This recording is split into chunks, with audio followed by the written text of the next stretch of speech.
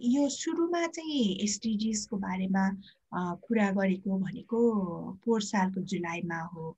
त्यो बेला चाहिँ नि प्राय हामी नेपालीहरू पनि 100 दिनभन्दा बढी चाहिँ लकडाउनमा बस्यौँ। लकडाउनमा बस्दाखेरि कहिल्यै अब नभोगेको डर त्रासहरू थियो। जापानमा पनि एकदम कोरोना भाइरस फैलिने भयो कि अब हामी फर्किन नपाउने हो कि भन्ने डर त्रासहरू बढ्यो हैन। त्यो हुँदाखेरि चाहिँ नि लौ न अब हामी हप्ताको एक दिन नचिनेको व्यक्तिहरू जुन नेपाल, जापान अथवा वर्ल्डबाट चाहिँ आएर एक ठाउँमा आएर SDGs को बारेमा बोलेर र अहिले आफ्नो ठाउँमा आफ्नो क्षेत्रमा कोभिडको असर कस्तो छ त भनेर कुरा गर्न सक्ने प्लेटफर्म एउटा चाहिँ बनाउँछु भनेर मैले यो जुम सुरु गरेको हो। र अहिले आएर हैन यसमा चाहिँ नि भाषाको कुरा आयो। अहिले म नेपाली भाषामा बोलिरहेछु, तर यो भाषा चाहिँ नि 3टा भाषामा हुन्छ, एउटा नेपाली, एउटा इङ्ग्लिस र एउटा जापानिज हैन। र पछि आउँदै नआयो, भाषै आउँदैन त्यस्तो व्यक्तिहरूलाई चाहिँ नि मैले ट्रान्सलेसन गरेर च्याटमा पनि मैले प्रस्तुत गर्ने गरेको थिएँ। अब म थोरै यसमा रहेको यो चित्रको बारेमा पनि बताउन चाहन्छु। यसमा मैले इनियोस भनेको चाहिँ नि यो ग्यास स्टेसन है। आज हाम्रो सरले ट्रान्सपोर्टेसनको कुरा गर्दै हुनुहुन्छ। हुन त यहाँ भएको चित्रले सधैँ हाम्रो सब्जेक्टसँग रिलेटेड नहुन पनि सक्छ। मैले यहाँ चाहिँ दिस कर्नर इन्ट्रोड्युसेस जापान भनेर जापानमा कहिले पनि आउनु नभएको व्यक्तिहरूलाई जापानको नयाँ नौलो चिजलाई यहाँ मैले इन्ट्रोड्युस गराउँछु। र यो के छ त भन्दाखेरि हेर्नुस्, फ्युल छ हैन। आज हामी ग्यास स्टेसनमा ग्यास भर्न जान्छौँ, फ्युल पेट्रोलहरू भर्न जान्छौँ। जापानमा चाहिँ अब कस्तो ट्रेन्ड आयो त भन्दाखेरि H2 यो हाइड्रोजन हैन, हाइड्रोजनले गाडीलाई चार्ज गर्ने है। हाइड्रोजन ग्यासलाई चाहिँ नि हाइड्रोजन स्टेसन भनेर नाम दिने, ग्यास स्टेसन नभन्ने। र यसलाई चाहिँ के भन्दो रहेछ जापानिजमा भन्दाखेरि सुइसो भन्दो रहेछ। अब सुइसो स्टेसन चाहिँ जापानमा सबभन्दा धेरै रहेछ। र हामी बस्ने यो नागोया स्टेसनमा पनि गाडीहरूलाई चाहिँ नि EV भन्ने त हामी कहाँ सफा टेम्पो जस्तै आइसक्यो हैन। तर यो चाहिँ हाइड्रोजन, यो चाहिँ हाम्रो नेपालमा अझै आएको छ कि छैन मलाई थाहा भएन। तर यो लेटेस्ट चाहिँ जापानको न्युज के छ भन्दाखेरि यहाँ चाहिँ 135 स्टेशन्स अलरेडी रनिङ अवस्थामा छ।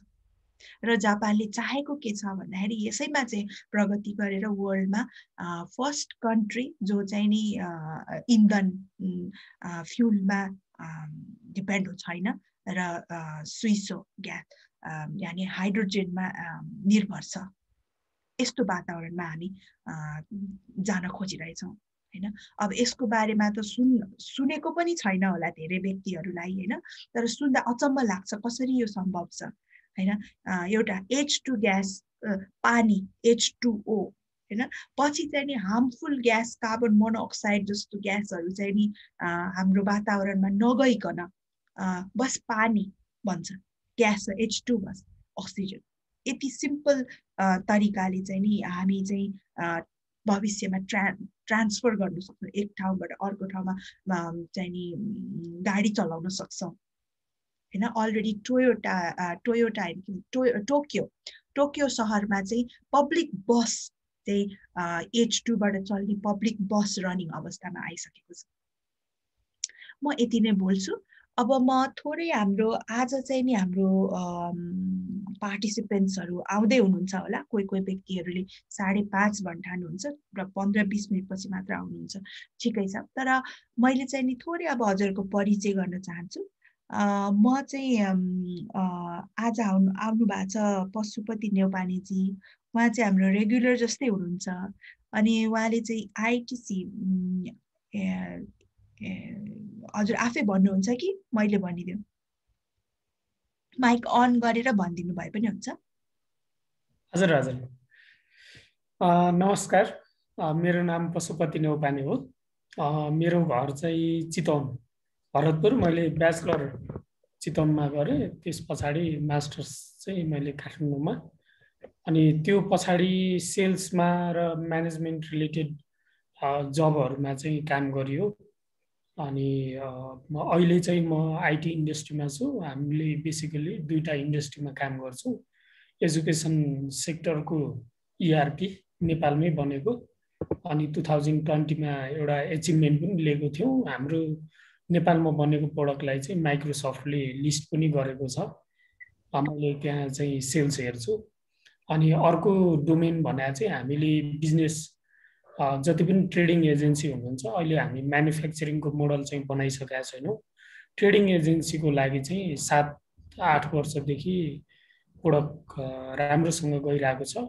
यो क्लाउड बेस्ड माइक्रोसफ्टकै टेक्नोलोजीबाट चाहिँ ट्रेडिङ एजेन्सीलाई अटोमेट गर्ने काम हुन्छ। यसमा चाहिँ अकाउन्टिङ सफ्टवेयरदेखि लिएर 4-5वटा अरू सफ्टवेयर पनि इन्टिग्रेसन गरेर कन्सोलिडेटेड बिजनेस म्यानेजमेन्टको टिमलाई चाहिँ अथवा ओनरहरूलाई चाहिँ कन्सोलिडेटेड एउटा रिपोर्ट दिन सक्ने चाहिँ प्लेटफर्म बनेको छ। अनि भ्याट बिलै यसैबाट काट्न मिल्ने टाइपको चाहिँ प्लेटफर्म छ।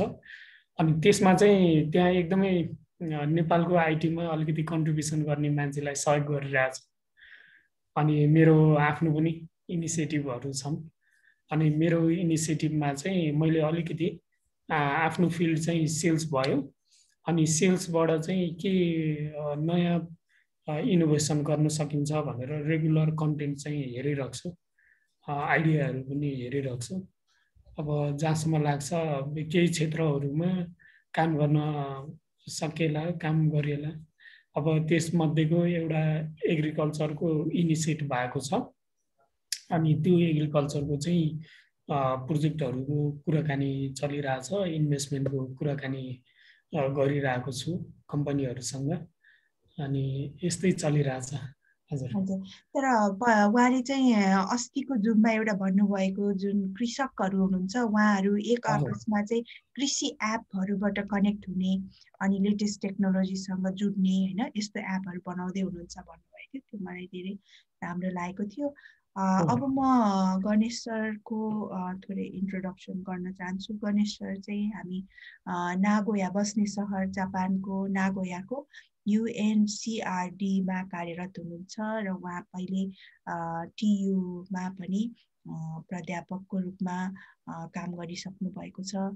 र डाक्टर गणेश राज जोशी भनेपछि हामीले जापानमा बस्ने नेपालीहरूले चाहिँ नि एउटा जान्नै पर्ने व्यक्तित्व हुनुहुन्छ, किनभने उहाँले धेरै रिसर्चहरू गर्नुभएको छ SDGs को बारेमा। र उहाँले नेपाल मात्र नभइकन अरू पनि देशहरू एसियाको 24वटा देशहरू हेर्नुहुन्छ जहाँ उनले धेरै रिसर्चहरू गर्नुभएको छ। र उहाँले गर्नुभएको रिसर्चलाई चाहिँ खालि एउटा एकाडेमिक पिपलहरूको माझमा र डिसिजन मेकरको माझमा मात्र नभइकन यसरी हामीले आज जुम प्लेटफर्मको थ्रुबाट आम जनताको माझमा पनि प्रस्तुत गर्ने मौका लिएका छौँ। र सरलाई स्वागत तथा सरले दिनुभएको टाइम र सरले गर्नुभएको कन्ट्रिब्युसनको लागि धेरै धेरै धन्यवाद दिन चाहन्छु। Sir, thank you for your time अनि वेलकम टु दिस प्रोग्राम। अनि we hope your talk gives us highlights about SDGs.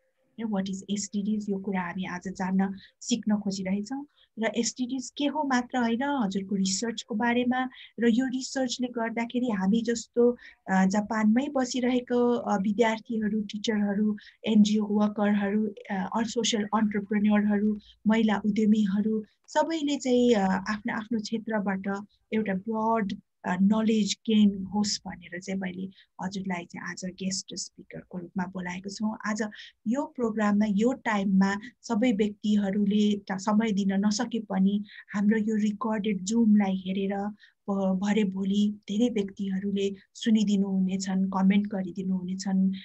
यस्तो छ सर। हजुरलाई फेरि एकचोटि स्वागत छ र हजुरको प्रेजेन्टेसनमा आज हामी जान खोजिरहेको छु। स्वागत छ, नमस्कार। हस्, थ्याङ्क यू सो मच आस्थाजी। अनि यहाँहरू सबैलाई मेरो नमस्कार। अहिले नेपालमा चाहिँ अब इभिनिङ हुन थालेको छ होइन, अब उहाँहरू आउँदै हुनुहुन्छ होला। अनि मलाई यो प्लेटफर्ममा बोल्ने मौका दिनुभएकोमा धेरै धेरै धन्यवाद। अब सबभन्दा पहिला त हामी SDG के हो भन्ने कुरा त गर्दै गरौँला।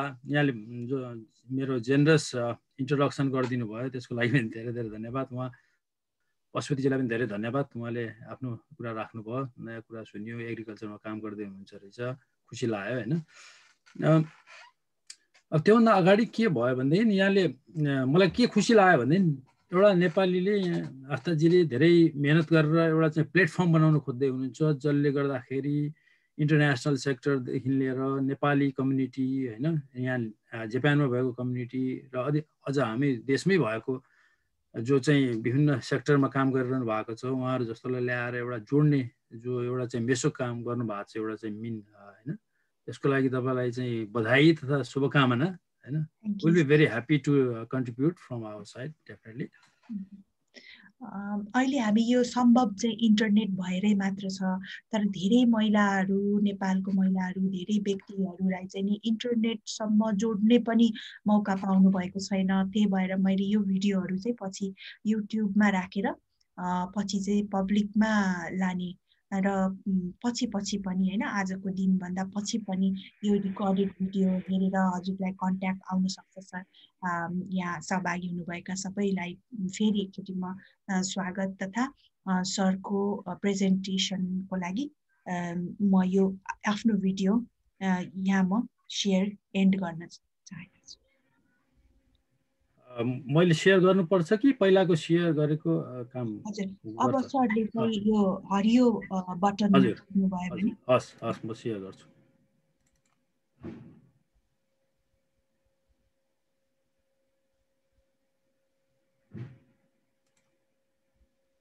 ओके, सेयर भयो मेरो, यहाँ त देखिन थाल्यो। के छ, डबल क्लिक भएको छैन।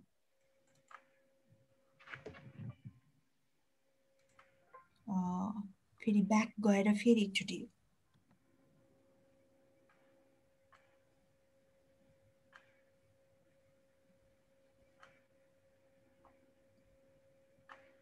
इन्टरनेट कहिले प्रब्लम हुन्छ।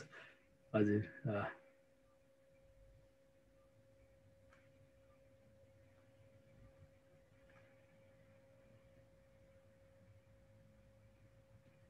भयो, म कहाँ त आइसकेको छ।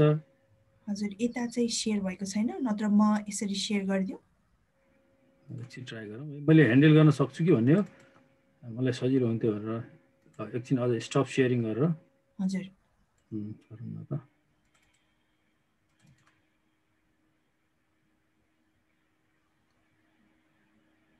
यो चाहिँ नि हजुरको यो फाइलमा आएको छ, फाइलमा चाहिँ फाइलमा मात्र आइरहेछ। हजुर, स्लाइड सोमा गएको छैन।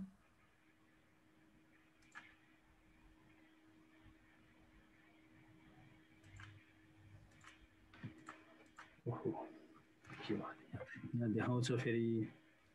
ल एकचोटि त्यतैबाट गरौँ न त, म यहाँलाई भन्छु, ट्राई गर्ने त्यतैबाट।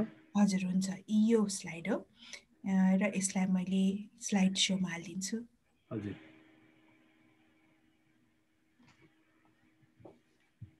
हस्, अब देखिरहेछ होला है।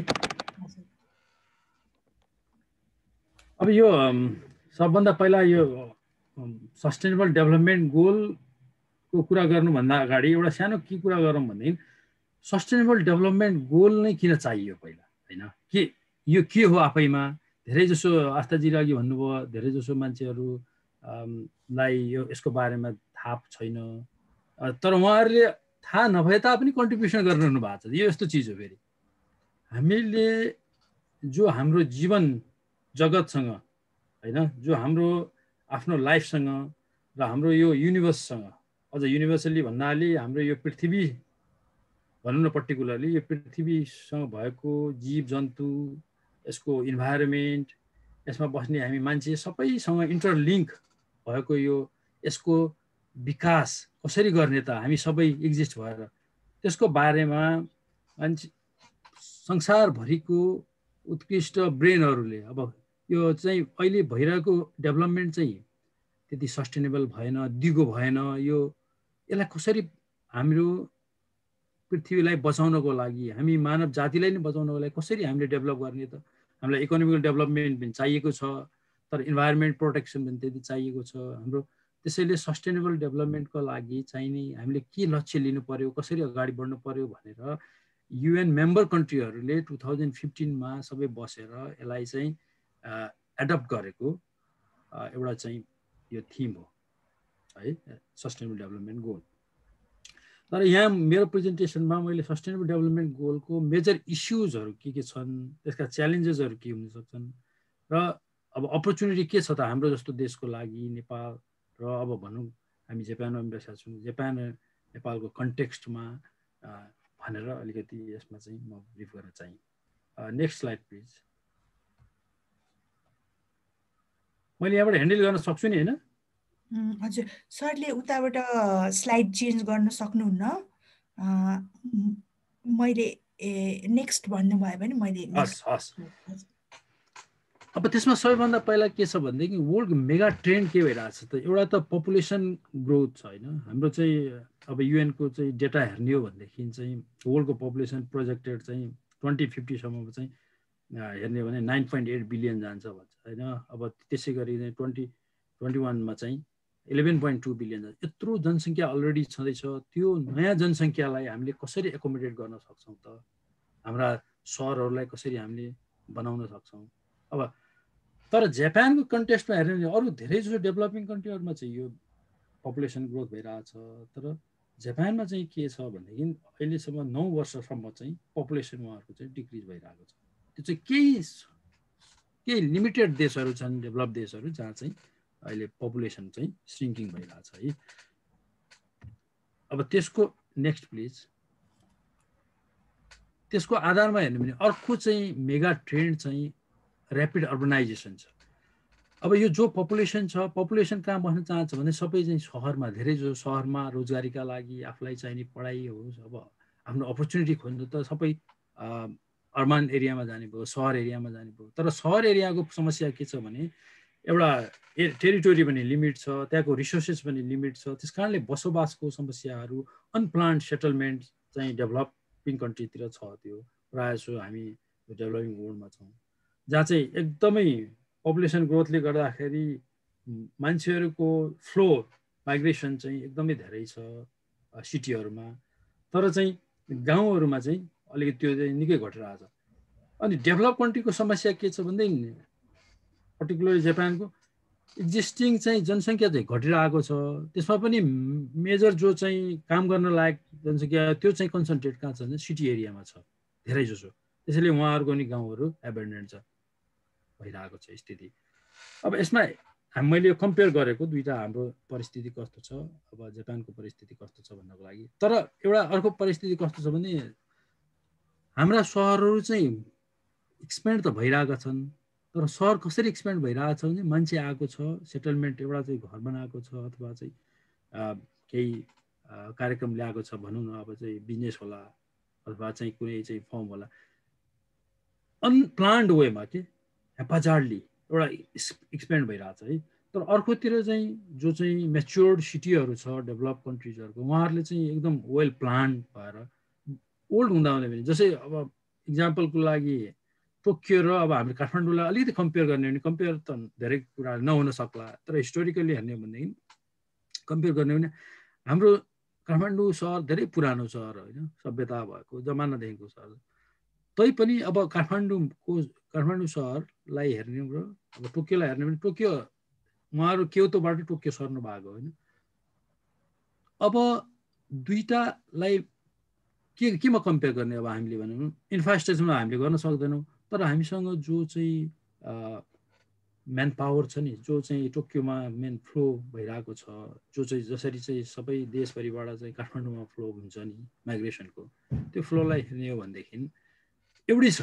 तर उहाँहरूले यति वेल प्लानसँग त्यसलाई चाहिँ बनाउनु भएको छ सहरलाई कि त्यति हुँदाहुँदै पनि त्यो सहर चाहिँ ओभर क्राउडेड देखिँदैन भनौँ न, अनप्लान्ड देखिँदैन, एकदम राम्ररी फङ्सन गरेर देखिन्छ। तर हाम्रो काठमाडौँ चाहिँ सानो सहर भए पनि जनसङ्ख्या पनि त्यसको टोकियो कम्पेयरमा धेरै कम छ, तैपनि हामीलाई धेरै समस्याहरू छन्।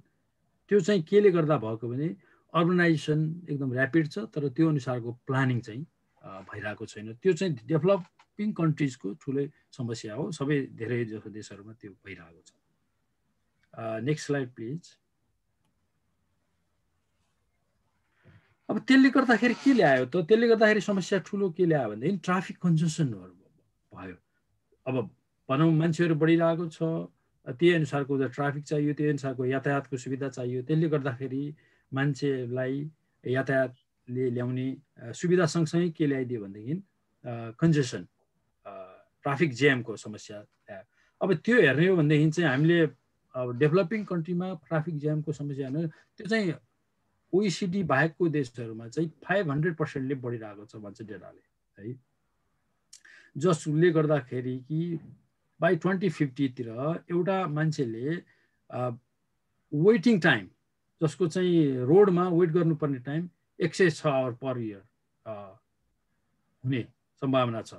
त्यो चाहिँ प्रिडिक्टेड हो है। त्यस्तो अवस्थामा एकजना मान्छेको लाइफ टाइममा कति टाइम चाहिँ उसले चाहिँ लगभग एक वर्ष जस्तो चाहिँ उसले चाहिँ त्यहाँ बस्नुपर्ने अवस्था हुन्छ वेटिङको लागि, जस्ट टाइम।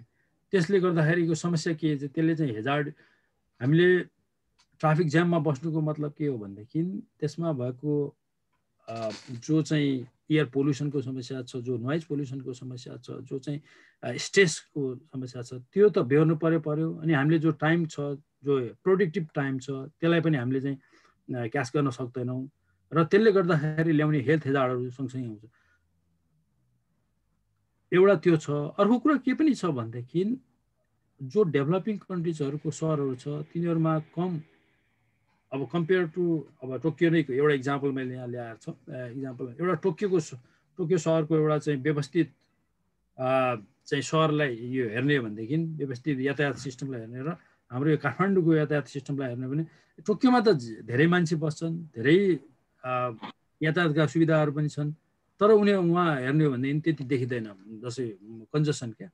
तर नेपालमा हेर्ने हो भने एउटा इक्जाम्पल हेर्नुहोस्, ओभर क्राउडेड भइसकेको छ, अहिले नै हेरेर ठुलो समस्या भइसकेको छ। त्यसले गर्दाखेरि त्यो समस्यालाई हामीले कसरी ट्याकल गर्छौँ एउटा हाम्रो चाहिँ स्थिति छ। Next please. त्यसले के ल्यायो त, त्यसले एयर पोल्युसन, अहिले हेर्नुहोस् अब एयर पोल्युसनको समस्या सबै जसो डेभलपिङ कन्ट्रिजको सहरहरूमा छ। त्यसमा हाम्रो चाहिँ अहिले त मैले भर्खरै सुनिरहेको थिएँ प्लेनै स्टप भएको छ काठमाडौँमा भन्ने सुनिरहेको थिएँ होइन, त्यो एयर पोल्युसनले गर्दा। भने त्यत्रो पोल्युसन भइरहेको छ, त्यसको चाहिँ इम्प्याक्ट अब शरीरमा हुने हेल्थ हेजार्ड, त्यसले ल्याउने चाहिँ तपाईँको चाहिँ मान्छेहरूको फर्टालिटी हेर्ने हो भनेदेखि WHO को एस्टिमेसनले चाहिँ एस्टिमेटेड 7 मिलियन मान्छेहरू चाहिँ प्रत्येक वर्ष चाहिँ एयर पोल्युसनको कारणले चाहिँ ज्यान गइरहेछ भन्ने छ है। त्यो चाहिँ डेभलपिङ कन्ट्रिजहरूमा झन् धेरै छ। त्यसैले तर डेभलप कन्ट्रीको स्थिति हेर्नुहोस्, त्यहाँ धेरै ट्राफिक पनि धेरै छ, तैपनि अब हाम्रो एयर पोल्युसनको डेटा हेर्ने हो र एयर पोल्युसनको कन्डिसन हेर्ने पनि हेर्नुहोस् त, यो चाहिँ जापानको नागोया सिटी हो, त्यहाँको चाहिँ एयर कति सफा छ होइन। त्यो भन्न खोज्यो कि ज्यादा हुँदैमा होइन, त्यसलाई म्यानेज गर्न सक्यो भने, त्यसलाई चाहिँ राम्ररी प्लानिङ गर्न सक्यो भने हामीले आफ्नो यो चाहिँ एयरलाई, आफ्नो इन्भाइरोमेन्टलाई, वाटरलाई सबैलाई चाहिँ हामीले क्लिन राख्न सक्ने रहेछौँ भन्ने एउटा इक्जाम्पल हो यो। अरू चाहिँ यो भियतनामको मैले दिएको छु, फिलिपिन्स हेर्नुहोस्, अरू डेभलपिङ कन्ट्रिजहरूको सबै ठाउँको स्थिति त्यस्तै छ, चाइना, इन्डियाको यो चाहिँ। त्यसै गरी एकातिर चाहिँ आउटडोरको पोल्युसन त्यस्तो छ भने इन्डोर पोल्युसनमा चाहिँ हाम्रो जस्तो डेभलपिङ कन्ट्रिजहरूमा के छ भने धेरै जसो अहिले पनि मान्छेहरू चाहिँ दाउरामा होइन, गाउँतिर त धेरै जसो दाउरामा डिपेन्ड गर्नुपर्ने छ। त्यसले गर्दाखेरि त्यो पनि इन्डोर पोल्युसनले पनि अलमोस्ट धेरै मान्छेहरूलाई चाहिँ समस्या लिएर चाहिँ हेल्थ हेजार्ड छ र त्यसले वर्षेनी मान्छेहरूलाई पनि ज्यान पनि लिइरहेको छ। 2012 को डेटा हो, अलि ओल्ड छ, तर त्यसले चाहिँ 4.3 मिलियन चाहिँ वर्ल्ड वाइड डेथ हुन्छ भनेर भनिरहेको छ इन्टरनल इन्डोर पोल्युसनले। Next please. अब अर्को ठुलो समस्या के ल्याउँछ सहरहरूमा भने रोड एक्सिडेन्ट फेटालिटी। हेर्नुहोस् प्रत्येक वर्ष 1.34 मिलियन पिपुल चाहिँ जनसङ्ख्या, यो जनसङ्ख्या चाहिँ रोडमा क्रास भएर मरिरहेको छ। त्यसले ल्याउने एउटा चाहिँ इकोनोमिकमा लस मात्र 3% अफ द GDP देशको, हाम्रो जस्तो यो डेभलपिङ कन्ट्रिज सबैको हो। एसियाको मैले अलमोस्ट हेर्ने 24 कन्ट्रिजहरू जो अघि कुरा गऱ्यौँ हामीले, तिनीहरूको डेटाले 2 देखि 3% सम्म GDP त्यति लस गरिरहेछ भन्छ एउटा खालि एयर पोल्युसनले मात्र, यो रोड एक्सिडेन्टले मात्र। र एयर पोल्युसनको पनि त्यस्तै छ डेटा फेरि। अप टु 3% भनेर हैन जीडीपी। त्यसैले यो ठुलो समस्या छ। एकातिर चाहिँ हाम्रो डेभलपिङ कन्ट्री जहाँ चाहिँ भर्खरै रोडहरू बन्दैछन्, भर्खरै चाहिँ यातायातको सुविधाहरू भइरहेको छ, त्यस्तो ठाउँमा चाहिँ हेर्नुहुन्छ भनेदेखि चाहिँ ट्राफिक एक्सिडेन्ट बढिरहेको छ। जहाँ चाहिँ एकदमै अब टोकियो जस्तो ठाउँ, अब जापानको केस हेर्नुहुन्छ भने अटोमोबाइल उनीहरूको इन्डस्ट्री नै अटोमोबाइलको छ, यति धेरै ट्राफिकहरू छ, तैपनि उहाँहरूले चाहिँ आफ्नो राम्रो म्यानेजमेन्ट गर्नु भएको भएर हैन एक्सिडेन्टको लेभल चाहिँ एकदमै घटिरहेको छ। यो चाहिँ एउटा त ग्राफले देखाउँछ हैन। मैले साइडमा चाहिँ राइट साइडमा तपाईँले ग्राफ हेर्नुभयो भने प्रत्येक वर्ष उहाँहरूको चाहिँ एक्सिडेन्ट लेभल चाहिँ घटिरहेको देखाउँछ। भन्नको के खोजेको भनेदेखि चाहिँ त्यसैले गर्दाखेरि हामी दुईटा यो अलिकति दुईटा कन्टेक्स्टमा हेरेको, नेपालको कन्टेक्स्ट र जापानको कन्टेक्स्टमा हेर्दाखेरि पनि हामी चाहिँ डेभलपिङ कन्ट्री भएर पनि हामी भर्खर यातायातको सुरुवात गर्दा पनि हाम्रो चाहिँ रिस्क फ्याक्टर जो चाहिँ ट्राफिक एक्सिडेन्टले गर्दाखेरि हुने हो त्यो चाहिँ बढ्दै गइरहेको छ। त्यो चाहिँ एउटा ठुलो समस्या। Next please. In addition of that के भइरहेछ भने एज अ होलमा पनि natural hazard, worldwide trend of natural hazard पनि बढिरहेको छ। यो चाहिँ एउटा डेटा मैले यहाँ प्रस्तुत गरेको छु 1917 देखि 2015 सम्मको डेटा। यसलाई हेर्ने हो भने ग्रेजुअली चाहिँ यो नेचुरल क्याटास्ट्रोफीहरू पनि बढ्दै गएको र म्यान मेड चाहिँ डिजास्टरहरू पनि बढ्दै गएको छ। यसले के भन्छ भनेदेखि हामी अहिलेको मोडर्न इरामा अझ झन् हामीलाई समस्या थपेको छ, नेचुरल हेजार्ड पनि बढ्दै गएको छ भन्ने यसले देखाउँछ। Next please. अब त्यसले गर्दाखेरि ल्याउने के छ त ग्लोबल डेथ र नेचुरल डिजास्टरले यो चाहिँ एउटा हिस्टोरिकल छ 1900देखि 2019 सम्मको डेटालाई हेर्ने हो भनेदेखि के देखिन्छ भनेदेखि बेला बेलामा चाहिँ नेचुरल डिजास्टर आएर मान्छेहरूको धेरैको चाहिँ मृत्यु भएको यो डेटाले देखाउँछ। त्यसमा पनि हामीले सिक्नुपर्ने कुरा के छ भनेदेखि इन कन्टेक्स्ट अफ जापान र नेपालमा चाहिँ ठुलो डिजास्टर त जहाँ पनि आउन सक्छ, डिजास्टरको समस्या त संसारभरि नै हुने भयो, तर डिजास्टरको प्रिपेयर्डनेस कतिको छ त? हामीले डिजास्टर आउँछ भने फर इक्जाम्पल कि हामीलाई थाहा छ नेपाल चाहिँ अर्थक्वेक प्रोन जोनमा छ, जुन बेला पनि अर्थक्वेक आउन सक्छ भन्ने थाहा छ। जापान पनि त्यस्तै हो, अर्थक्वेक आउन सक्छ होइन, तर उहाँहरूको प्रिपेयर्डनेस यति राम्रो छ, प्लानिङ अनुसार छ कि जसले गर्दाखेरि उहाँहरूले चाहिँ कुनै डिजास्टर आउँदा पनि ह्यान्डल गर्न सक्नुहुन्छ। फर इक्जाम्पल कसैको माइक खुला जस्तो छ, अनि फर इक्जाम्पल यो चाहिँ जापानमा गएको सुनामी हेर्नुहोस्, एउटा सुनामी गयो होइन, सुनामी गएर उहाँहरूले तर 4-5 वर्षभित्रै नै उहाँहरूले प्रिपेयर्डनेस त्यस्तो राम्रो थियो। पोस्ट डिजास्टर जो एक्ट गर्नुभयो उहाँहरूले, जो डिआरआर डिजास्टर रिस्क रिडक्सनको काम गर्नुभएको थियो, जो पोस्ट डिजास्टर जो रिकभरी गर्नुभएको थियो, त्यो हेर्ने हो भनेदेखि 4-5 वर्षमा उहाँले सबै म्यानेज गरिसक्नु भएको छ। म पहिले अहिले देखाउँला डेटा। तर हाम्रो देशमा चाहिँ 2015 को अर्थक्वेकले कस्तो डिजास्टर भएको थियो, तर त्यो अझ पनि अवशेषहरू धेरै जताको तस्तै छ। मैले लास्ट टाइम घुम्दाखेरि लास्ट इयर नेपालमा जाँदाखेरि धेरै चाहिँ म्यानेज हुन नसकेको अवस्था मैले देखिरहेको थिएँ। तपाईँ नेपालीजीलाई थाहा होला अहिले कतिको चाहिँ भएको छ काठमाडौँ सिटी कति होइन, जस त्यस्तो परिस्थिति छ। अब त्यो एसिया पेसिफिकमै हेर्ने हो भनेदेखि चाहिँ त्यो अहिले चाहिँ त्यस 50 वर्षको हेर्दाखेरि 1.3 ट्रिलियन लस भइसकेको छ, यो खालि एउटा नेचुरल डिजास्टरले गर्दा मात्र। त्यस कारणले चाहिँ यो पनि एउटा ठुलो समस्याको रूपमा छ। Next slide please. अब यहाँ अघि मैले डिजास्टर प्रिपेयर्डनेस र रिकभरीले योबाट हामीले सिक्नै पर्ने कुरा छ। हेर्नुहोस् एउटा जापानमा कसरी उहाँहरूले प्लानिङ गर्नुहुन्छ र कुनै डिजास्टर भइहाले पनि कसरी चाहिँ पोस्ट डिजास्टर रिकभरी कति चाँडो गर्नुहुन्छ। यो 2011 को केस हो, जति बेला चाहिँ डिजास्टर उहाँहरूको ठुलो डिजास्टर भयो, अर्थक्वेक भयो, सुनामी आयो होइन, त्यति बेलाको। तर उहाँहरूले हेर्नुहोस् कति चाँडो नै 2013 मा कति रिकभरी गरिसकेको छ र 2015 मा त उहाँले नयाँ सहर नै बसाइसक्नु भएको छ त्यही एरियामा होइन। हेर्न सकिन्छ योबाट, यो एउटा गुड इक्जाम्पल हो।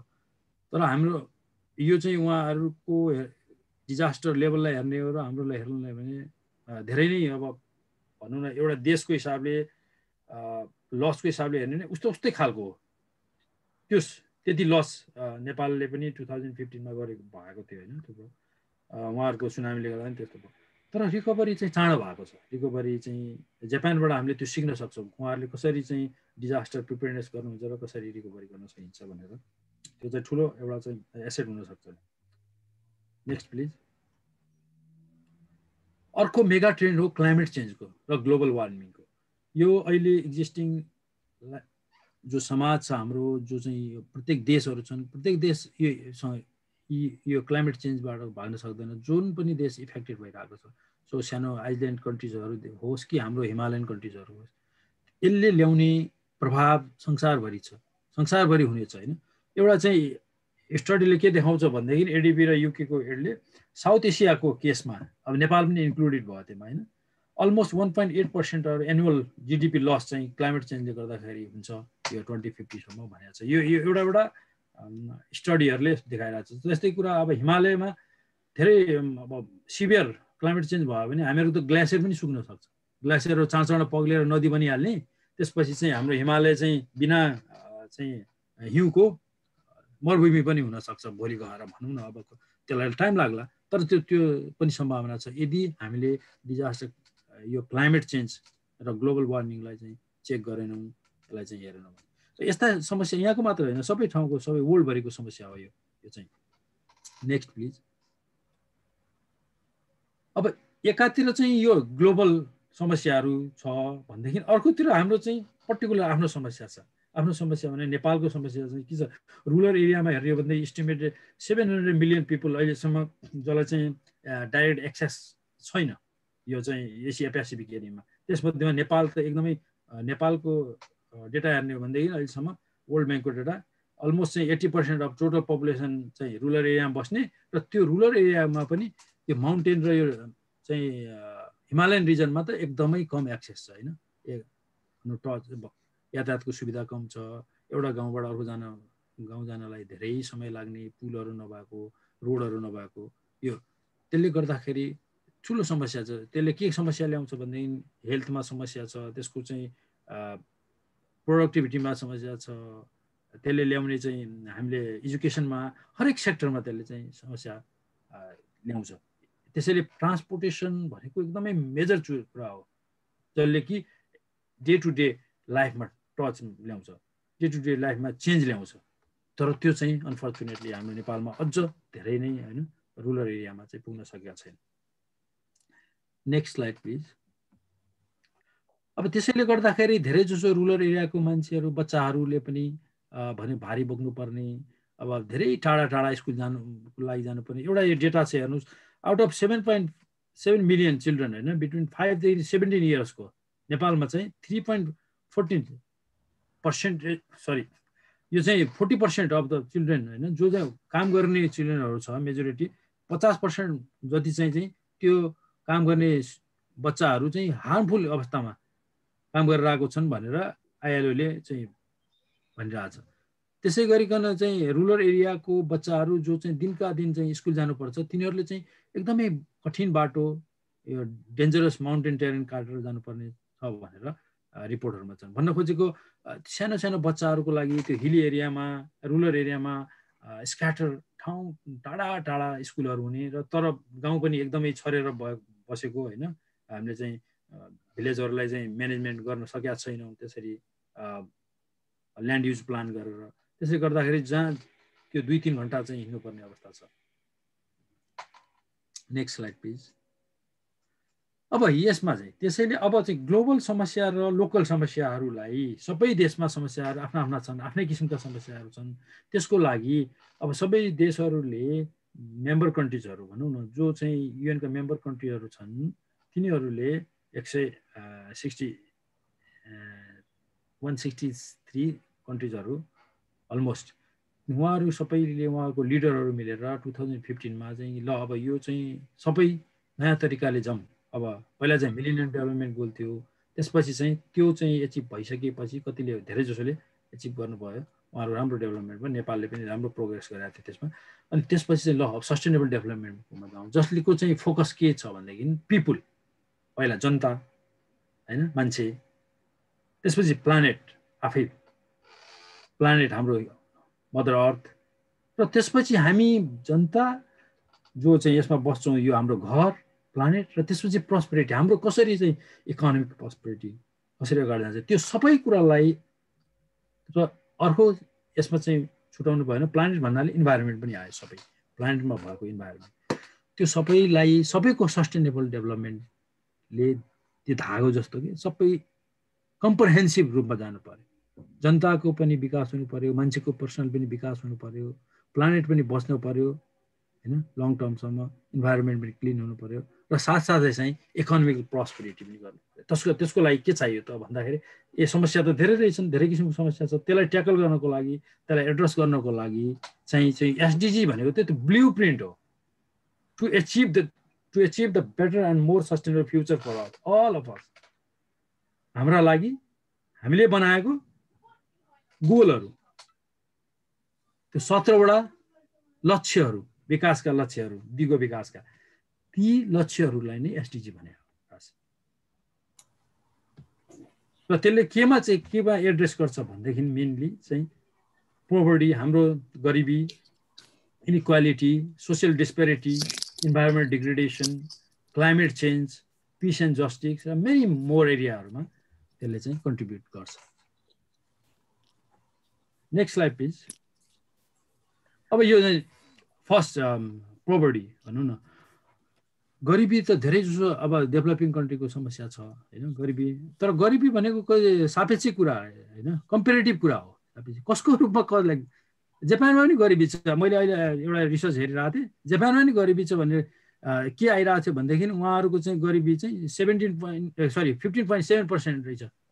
त्यो गरिबी कस्तो भने यहाँकै जनसङ्ख्याको जो आय स्रोत छ त्यसको जो चाहिँ मिडियन छ त्यसभन्दा पनि कम कमाउनेलाई त्योभित्र पर्दो रहेछ। र त्यो भनेको चाहिँ लगभग उनीहरूको चाहिँ $23,000 चाहिँ रहेछ। तर हामीहरूको त सबै धनी मान्छेको पनि त्यति छैन हैन। त्यस कारणले गर्दाखेरि त्यो सापेक्षिक कुरा हो।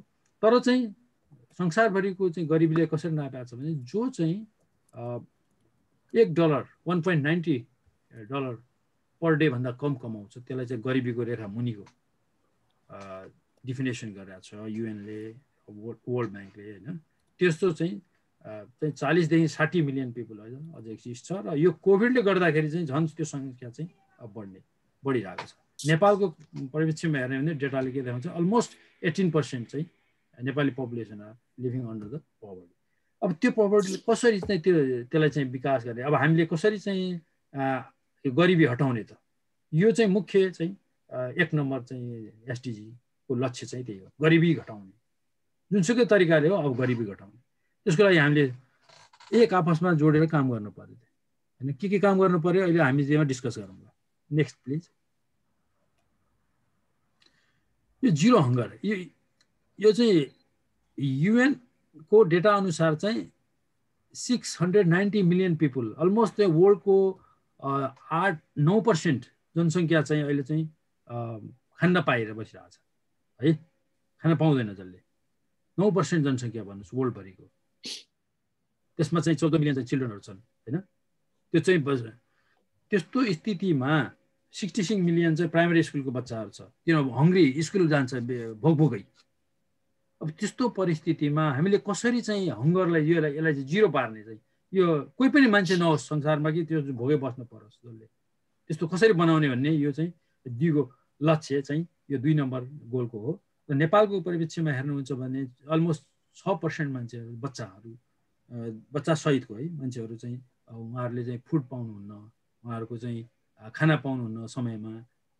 र यो हङ्गर ग्लोबल, यो चाहिँ डेटा चाहिँ 2020 हङ्गर ग्लोबल हङ्गर इन्डेक्सको रिपोर्ट अनुसार हो, रिसेन्ट, भेरी रिसेन्ट। एकातिर त्यस्तो समस्या छ हैन, जहाँ चाहिँ खाना नपुगेर मान्छेहरू मरिरहन्। अर्कोतिर समस्या के छ भन्दाखेरि हेर्नुहोस् त, एउटा according to FAO 1/3 of the food produced by human consumption is lost and waste globally. योभन्दा ठुलो दुर्भाग्य के हुनसक्छ हैन। एकातिर मान्छे भोकमरी लगाएर मर्ने, अर्कोतिर भइरहेको उत्पादन फाल्नुपर्ने अवस्था। यो हेर्नुहुन्छ भनेदेखि डेटाले के भन्छ, 1.3 बिलियन टन पर इयर, त्यत्रो बिलियन हैन। त्यो भनेको लगभग त एउटा कन्टिनेन्टलाई खुवाउनु हुन्छ। इन्डियाकै केसमा पनि मैले हाम्रो रिसर्च गरेका थियौँ, इन्डियाले मात्र पनि जो वेस्ट हुन्छ नि फार्मबाट चाहिँ बेच्नुभन्दा अगाडि त्यो बिचमा, त्यो वेस्ट हुँदा यतिसम्म हुँदो रहेछ कि उनीहरूको अलमोस्ट अफ्रिकालाई खाना खान मिल्ने त्यत्रो वेस्ट हुँदो रहेछ प्रत्येक वर्ष।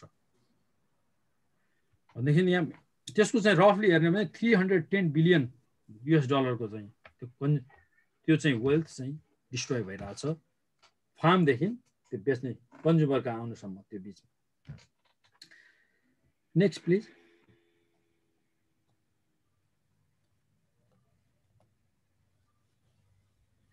अब यो चाहिँ थर्ड गोल चाहिँ हेल्थ सम्बन्धी छ हाम्रो। अहिले चाहिँ हेल्थलाई हेर्ने हो भनेदेखि चाहिँ more than 1.6 billion people are difficult situation, they are not getting the होइन health services all the time. अब WHO को डेटाले चाहिँ वुमेनको मात्र हेर्ने हो भनेदेखि लगभग 3.3 यो million women are die annually from medical complications during pregnancy है। अब यसमा चाहिँ 2015 को डेटाले चाहिँ almost 6 million children are under age 5 चाहिँ को मृत्यु भइरहेछ। भन्न खोजेको के भनेदेखि यो चाहिँ संसारभरि यति डेभलप भइसकेको छ तर पनि मान्छे चाहिँ औषधि खान नपाएर मरिरहेको छ। यो कस्तो किसिमको डेभलपमेन्ट भयो त? यसैमा मान्छेहरूले चाहिँ भन्यो यसैले आएको हो। यो अघि किन आयौँ किन कुरा गऱ्यौँ SDG को भन्छौँ। एकातिर चाहिँ एकदम वर्ल्ड क्लास युनिभर्सिटिजहरू खुलिरहेको छ होइन, अर्कोतिर चाहिँ कुनै साधारण बच्चाले चाहिँ स्कुल जान पाएको छ। डिस्पेरिटी धेरै भयो। त्यसलाई कसरी चाहिँ कम गर्ने, त्यसलाई कसरी म्याचिङ गर्ने, हेल्थको सेक्टरमा होस् एजुकेसनको सेक्टरमा अरू सेक्टरमा भनेर यो चाहिँ आएको। Next please. अब एजुकेसनमा यहाँ हेरौँ, अहिले भर्खर मैले एजुकेसनमा 91% students worldwide are affected by COVID. अहिले कोभिडले गर्दा होइन, तर त्योभन्दा अगाडिको डेटा हेर्ने हो भनेदेखि चाहिँ 263 million children and youth remain out of school. ल हेर्नुहोस् त, यत्रो ठुलो जनसङ्ख्या चाहिँ अब स्कुलै जान पाएको छैन होइन। अब यस्तो अवस्थामा प्राइमेरी स्कुलमा हेर्ने हो भनेदेखि 61 million children of primary school age more than 60% of them are girl in developing world. अब हेर्नुहोस् मुख्य यहाँ चाहिँ फेरि जो चाहिँ फिमेल हुनुहुन्छ उहाँहरूले चाहिँ जो गर्ल्स हाम्रो सानो केटाकेटी बच्चाहरू उहाँहरू जान पाउनु भएको छैन due to some lot of reason होइन। स्कुल नभएर पनि होला, उहाँहरूले काम गर्नुपर्ने अवस्था भएर पनि होला। अब त्यसलाई कसरी चाहिँ सोल्भ गर्ने त? यो चाहिँ दिगो विकासको मुख्य गोल नम्बर 4 को उद्देश्य हो। Next please.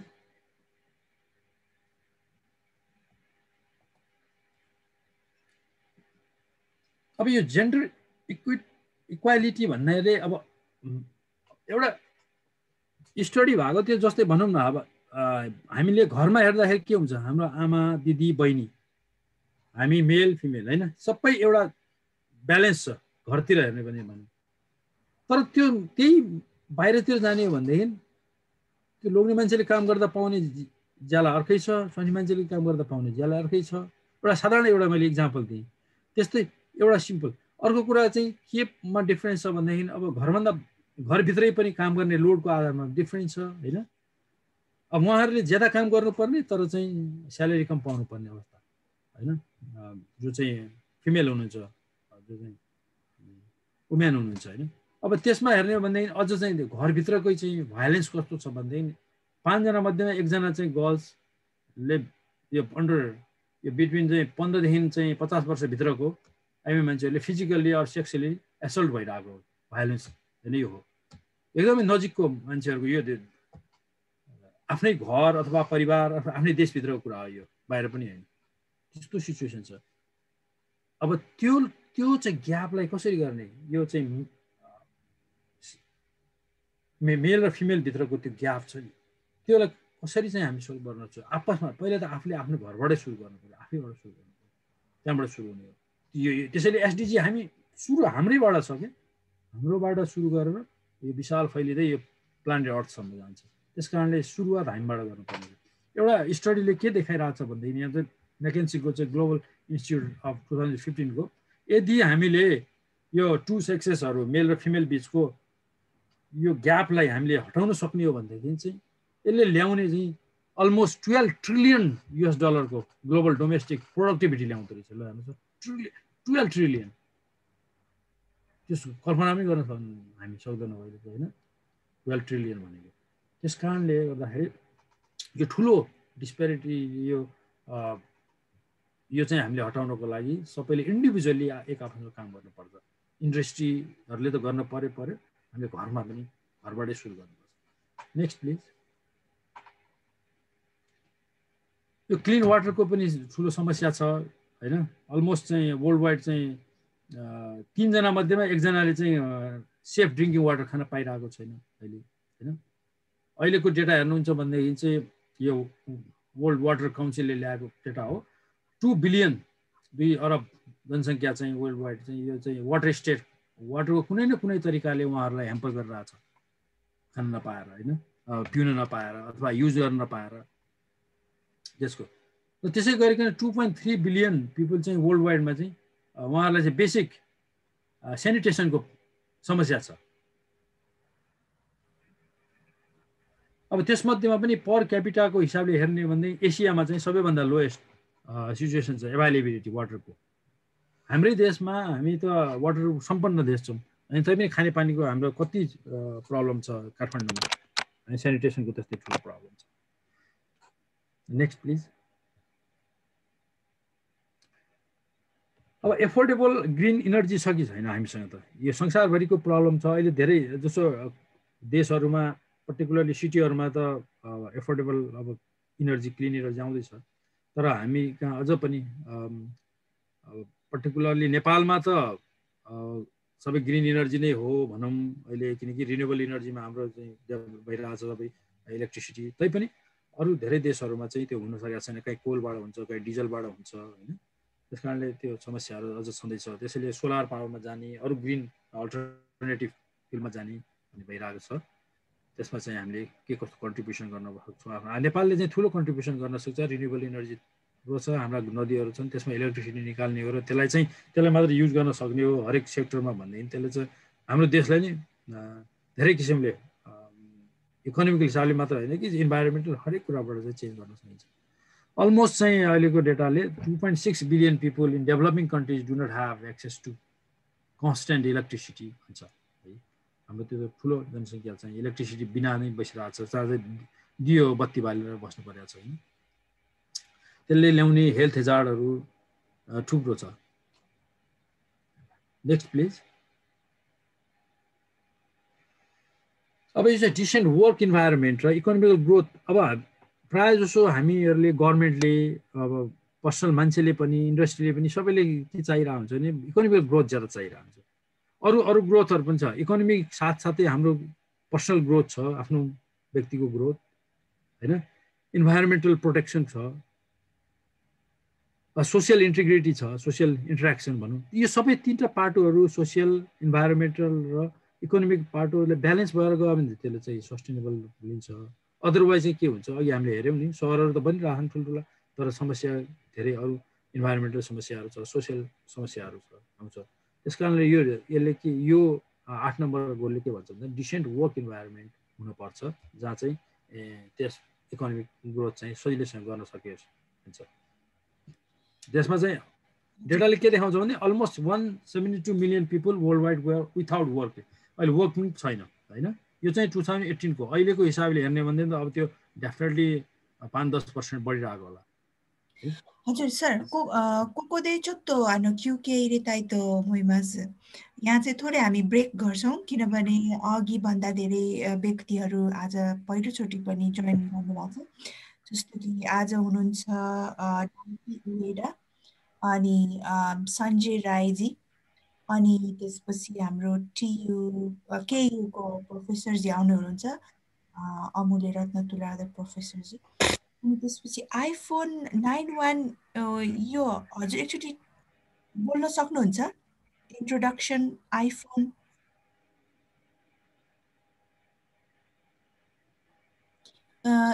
हजुर नाम खुलेन भने चाहिँ नि हामीलाई अलिकति यसमा कन्टिन्यू गर्न गाह्रो हुन्छ। हजुरले सुनिराख्नु भएको छ होला। हजुरको नाम मात्रै भनिदिनु भए पनि हुन्छ, न त टेक्स्ट गर्नु भए पनि हुन्छ। नमस्कार एन्ड वेलकम। हेलो दिदी, म कविता दिदी, कविता आइचिबी युनिभर्सिटीबाट। हजुर, everybody is listening to you Kavita, please. Okay, I am sorry दी। हजुर दी। हजुर नमस्ते सबैजनालाई। दि नेपालीमा बोले पनि हुन्छ? जुन भाषामा बोले पनि हुन्छ।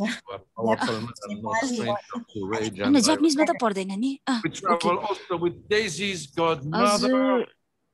नमस्ते, मेरो नाम कविता थापा, म अहिले चुबी युनिभर्सिटीमा PhD गर्दैछु। दि त्यति भयो भन्छ इन्ट्रोडक्सनमा? तपाईँ कुन कलेजमा पढिराख्नु भएको छ, के को बारेमा रिसर्च गरिराख्नु भएको छ? हजुर हजुर, अहिले म चुबी युनिभर्सिटी खासुगाईमा 5th इयर भनौँ, PhD 5th इयरमा। अहिले मेरो रिसर्च चाहिँ विडोजको इस्युजमा छ है, नेपालको विडोजको इस्युजमा चाहिँ रिसर्च गर्दैछु। अनि अब यो वर्षको खुगाछु, सेप्टेम्बरमा ग्रेजुएट गर्ने प्लानमा छु।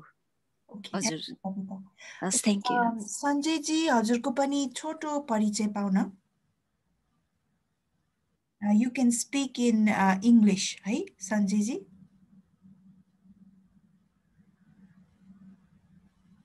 सञ्जय रायजी, हेलो। हेलो सञ्जय रायजी, नेपाली, इङ्ग्लिस, जापानिज जुन भाषामा बोल्नु भए पनि हुन्छ। एकचोटि माइकलाई अनम्युट गरिदिनु होला है। जुमको प्रयोग पनि अलि। हेलो, सुन्दै हुनुहुन्छ? हजुर हजुर, नमस्ते, वेलकम। ए हजुर म्याडम जी, नमस्ते, म सञ्जय राई। हजुर, कहाँबाट बोल्नु भयो? हजुर, म डिस्ट्रिक्ट दार्जिलिङ, नर्थ बेङ्गाल, सिलिगुडी। ए हजुर, ल धेरै खुसी लाग्यो है। इन्डियाबाट कि म चाहिँ तपाईँको टपिकमा चाहिँ सस्टेनेबल डेभलपमेन्ट गोल भनेर म आकर्षित भएको होइन। हजुर हजुर, किनभने म चाहिँ यो तपाईँको डिस्ट्रिक्ट दार्जिलिङ सेक्टरमा चाहिँ सेल्फ हेल्प ग्रुपमै म काम गर्छु। हजुर हजुर, लेडिज सेल्फ हेल्प ग्रुपमा। हाम्रो this Zoom session is every week Saturday, same time, same password, same link, and you are always welcome. Thank you for coming, Sanjayji. And Daiki, would you like to give a short introduction to our guest, sir, and other new people today? You please unmute yourself, Daiki, please. Okay. My name is Daiki Ueda, and I'm from Japan. I'm from Hiroshima. And I graduated from Kitasato University as a bachelor. And I graduated from Mie University as a master. So nice to meet you. Okay, thank you, Daiki, and congratulations on your graduation. So before we continue, continue गर्नुभन्दा अगाडि, we want to we have heard a little bit about problems. नै हामी समस्याको बारेमा धेरै सुन्यौं, तर हामी समाधान चाहन्छौं। र 8 गोल नम्बर 8 सम्म हामीले यस्तो समस्या छ भनेर कुराहरू सुन्यौं। हाम्रो यो सेसन चाहिँ नि 9:30 बजेसम्म हो सर, र एकदमै समय अभाव भएकोले हामीले यो सेसनलाई अन्तिमसम्म जानुभन्दा पनि यसलाई अलिकति थोरै डिस्कसनको रूपमा गए राम्रो होला कि जस्तो लाग्छ सर। गणेश सर, कस्तो लाग्छ हजुरलाई? हजुरको म्युट भइरहेको छ। ओके, म चाहिँ के गरिदिन्छु भन्दाखेरि 1-2 मिनेटमा मैले चाहिँ त्यो गोलहरु देखाइदिन्छु। अब जस्ट र we can go for the solution. What could be the solutions? What could be the opportunities? हैन, maybe not all goal solution, but one goal solution. Okay, no problem. Public transportation को कुरा आइरहेछ र air pollution को problem आइरहेको छ। So today we will talk. We will continue with the presentation of Dr. Ganesh Joshi, and then we will deal with one goals solution and do a short discussion about this one goal. Yeah? Right now in Japan, we have some people have pollen infection. The pollen is flying in the air. Parag ko चाहिँ नि धेरै pollution भइरहेको छ। साकुरा फूल त फुल्छ यहाँ, तर साकुरा फूलको पोलेनले चाहिँ नि धेरै मान्छेहरूलाई हाछी आउने हैन, त्यो पनि एउटा चाहिँ pollution भइरहेको छ। अर्को pollution भनेको चाहिँ नि we are getting sand from China. In China, there is yellow sand blowing in the wind, and lots of Japanese people get allergy, like their eyes and nose area are swollen because of the sand flying small particles of sand and pollutants in the air. यो कुराहरू छ. So I would like to continue presentation if you don't have any question until now. Yeah, but, I'm sure they have a lot of questions, but if time allow us, then we can discuss later on. As I mentioned before, this is a huge work. It's very difficult to present all in within a very narrow half an hour sessions. So what I can do here is that I can go through the little bit, not discussing about this, just showing. Yes. So that they understand, okay, there are 17 goals over there. Yeah. So we can discuss one of them. Yeah. Okay. So here, just you want me to go to goal number 9? Yeah, goal number 9 rapidly. Okay, goal number 9. This is about the industry, innovation, and the infrastructure. What are the industries doing? What kind of innovation we can bring in, and the infrastructure development. What kind of infrastructure development are existing in the developed countries, and what are the sort of infrastructure lacking in the developing countries? What can we do further? How much the investment need? These kind of problems and possible solution can be deal with this number 9 of the goals of SDG. Next, please.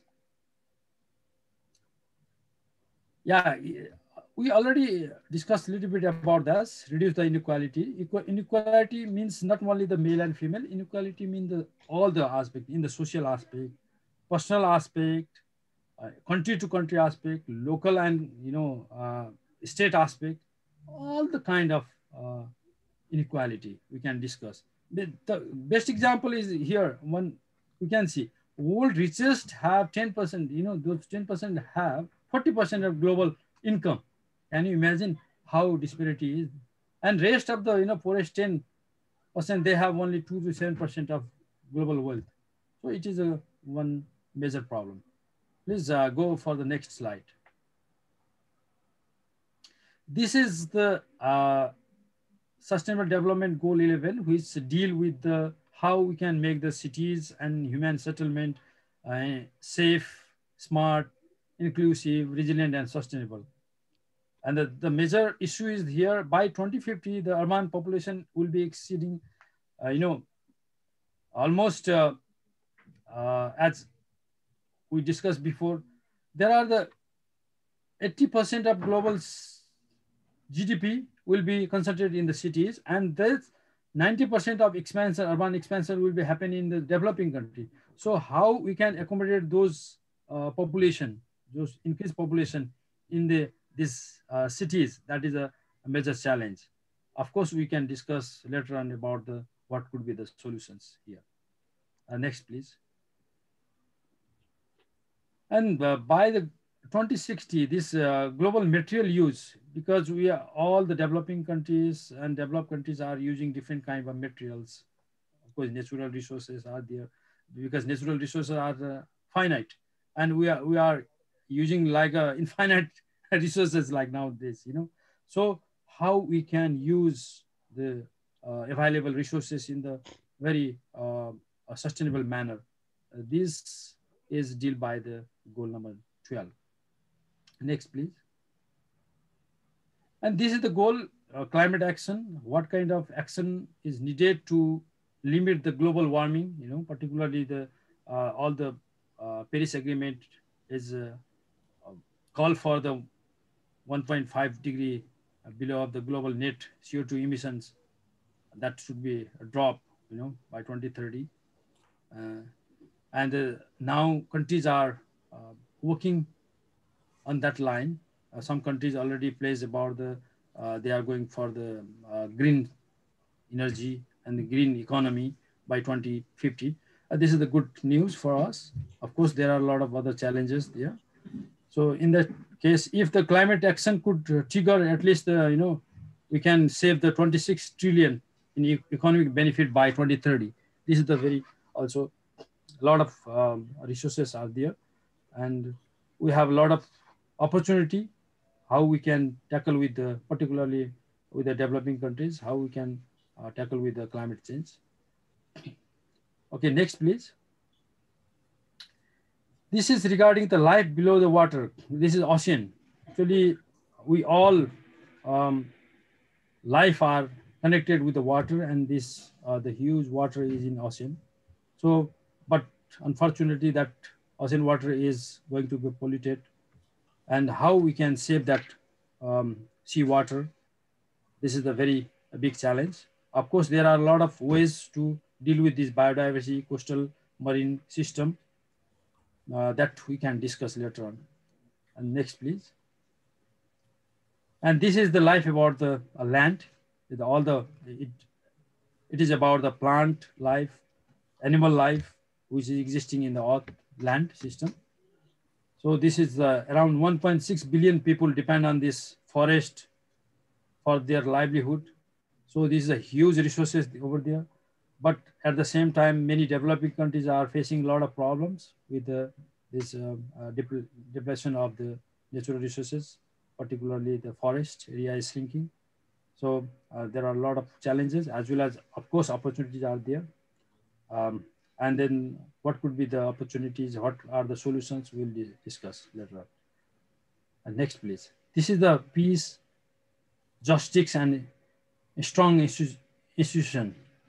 There many countries are doing very good in the peace and justice, of course, but some countries are struggling with that, and they have some weak institutions. They have to build their institution far bigger way. Of course, it needs a lot of effort from government side, from individual side, or the industry side. So this 16 number goal, SDG goal, deal with the peace and justice.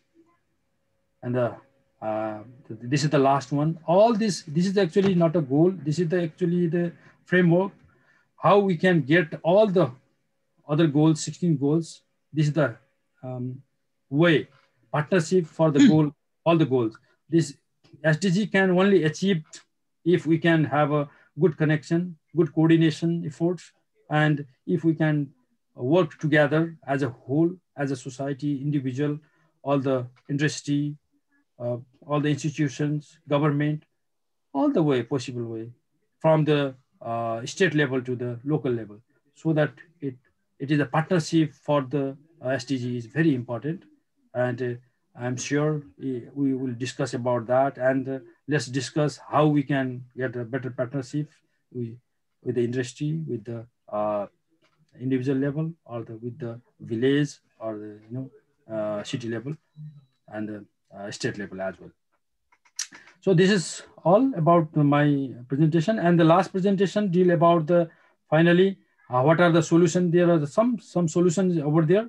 Astaji, can you go for the final one? That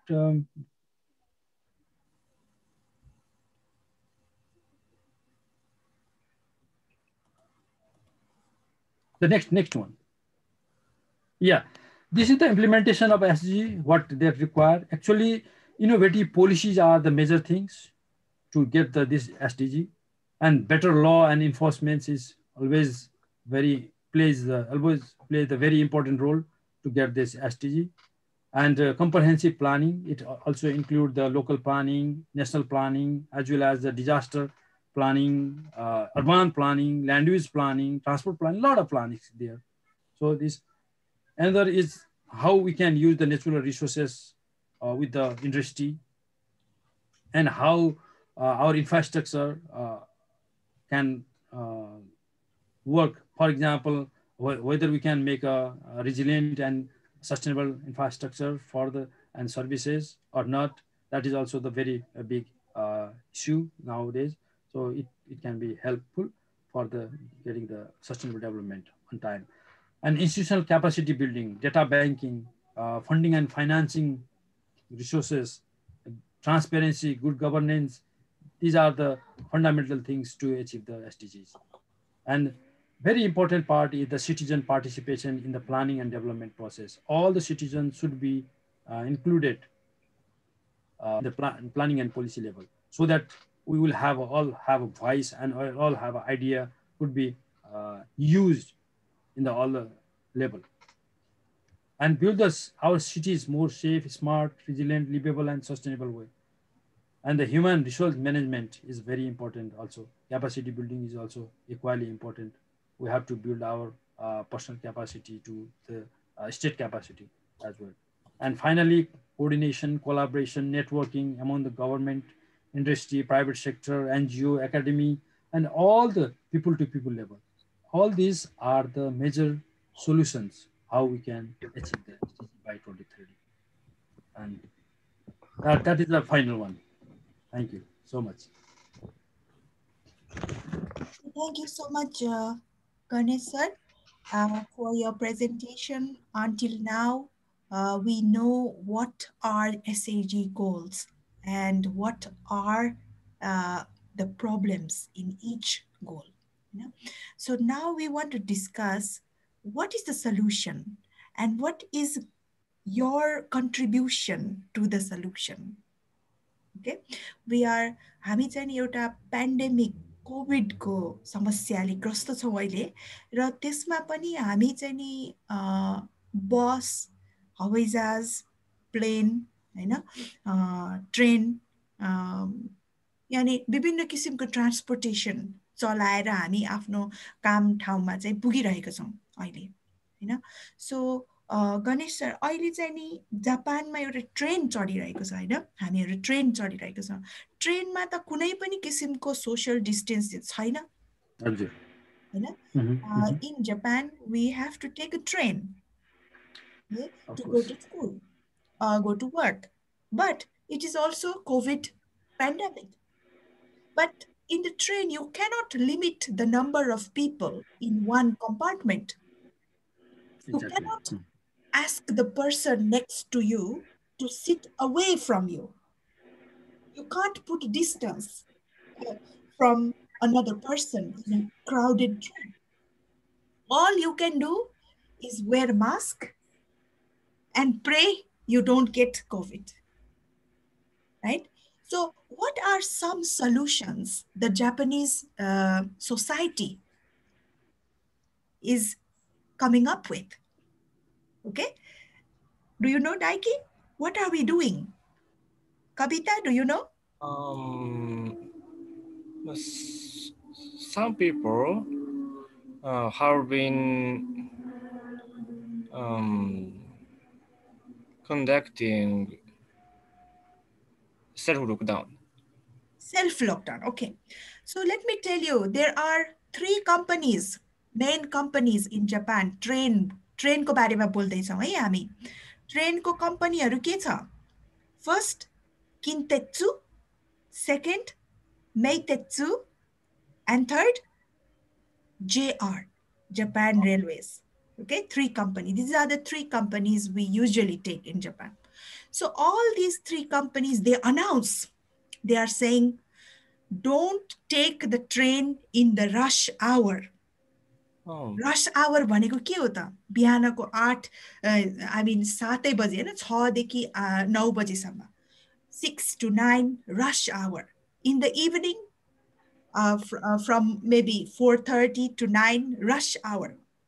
So during the rush hour, don't take the train. Jisashukin is the keyword, okay? So what does Jisashukin mean? Jisa means time difference. And go to work, but don't reach work at 9 o'clock. You know?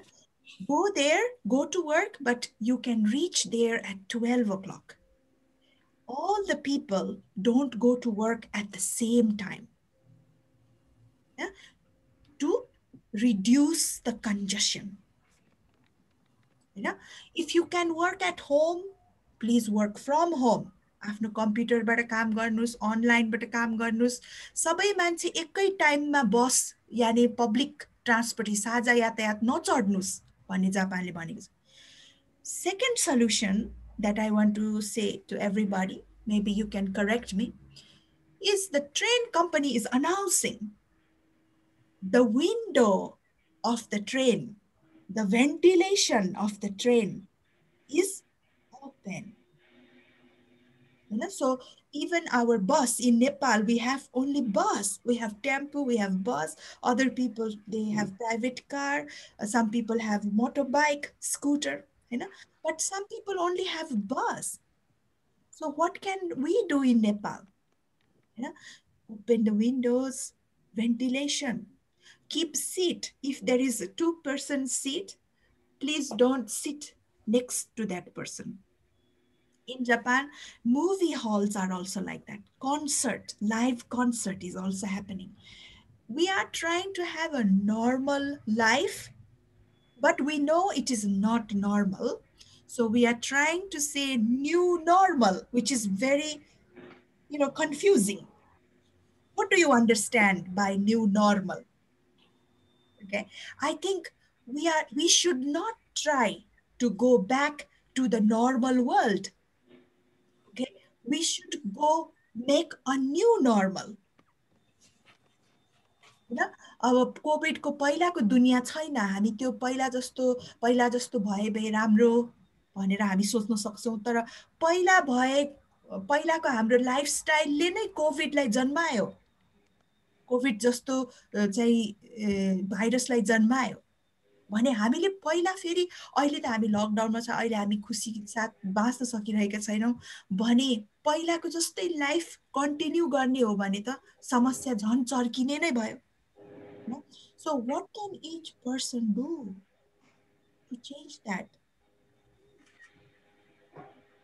I think this is a very valid question, and you are giving the very good solutions. Of course, there are a lot of challenges now. At the same time, there are a lot of opportunities, because challenges brings a lot of opportunities.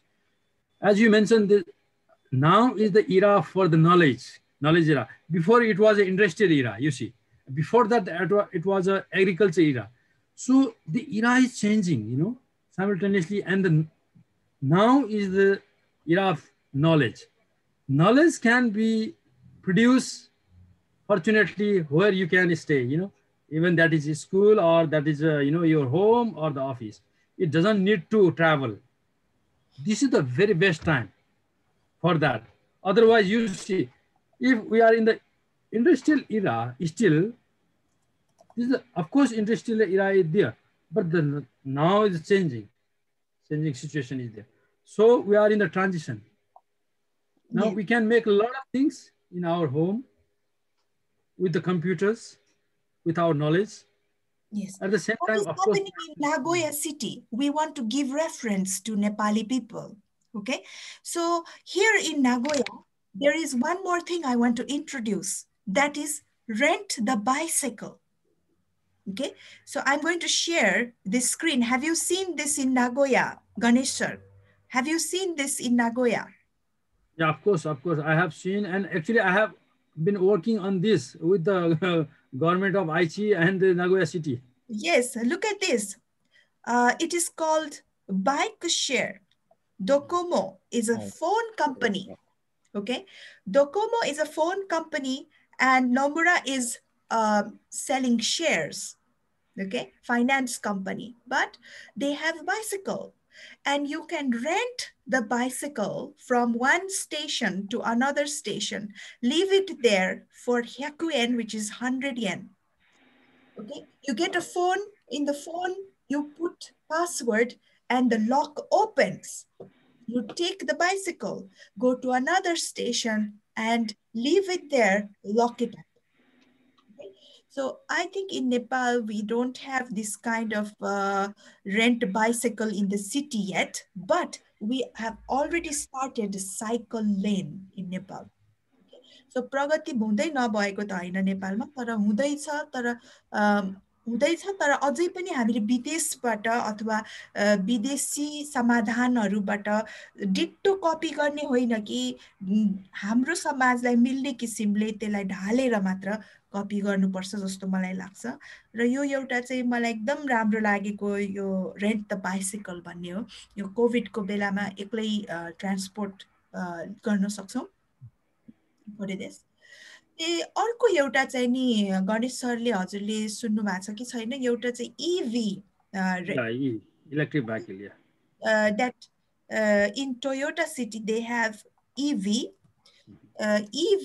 rental car in Toyota City. Let's say IG. यसरी Google गरेर हेर्न सक्नुहुन्छ हैन. This is a small car, like this car, and you will find this in the station. Yeah. So you take the train and then you rent the car and reach your destination. Leave the car there. Okay. So I also want to show you one more thing, which is called Suiso bus, hydrogen bus in Tokyo. This is also the future. This kind of bus is called fuel cell. So अहिलेसम्म हामी gas स्टेसनमा गएर petrol diesel हाल्छौँ, तर भोलि पर्सि हामी H2 हाइड्रोजनलाई use गरेर बस चढ्छौँ. So this is also far in the future. But now we have a COVID pandemic. So the trains are announcing we clean antibacterial, antivirus spray. We spray the compartments. So anyway, they want the customers, the passengers, to feel safe while taking the train. Yeah. So in Nepal also we have public transport. Many people depend on public transportation, buses. Yeah. But what is the bus companies doing to make the customer passengers feel safe? And this is the problem. Yeah. So somebody from Darjeeling was here today. How is the situation in Darjeeling, sir? Sanjay Rai sir, can you tell us a little bit? Kasto bhairachha Darjeelingma COVID le garda. You can speak in English. Yes, sir. If you wish. Okay, madam. Madam, actually, thank you for this session. Actually, I am a good orator in English, so do hope that everybody will consider me. Very English राम्रो छैन र सबैले consider गरिदिनुहुन्छ होला र यो session English मा भएको कारणले I will try somehow. In Darjeeling, COVID, yes, COVID has been affected the lifestyle of all the people. So, but there was not more case in district Darjeeling. Darjeeling is comprises of plain and hills area.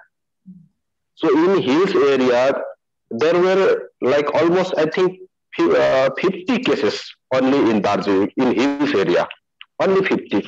And in Tarai sector, every day there was like 15 to 20 cases, but now it's under control. So, but lifestyle of the public, day-to-day life of the public has been affected because there are lots of the migrant workers. Those workers, they used to go to work outside state or outside the district.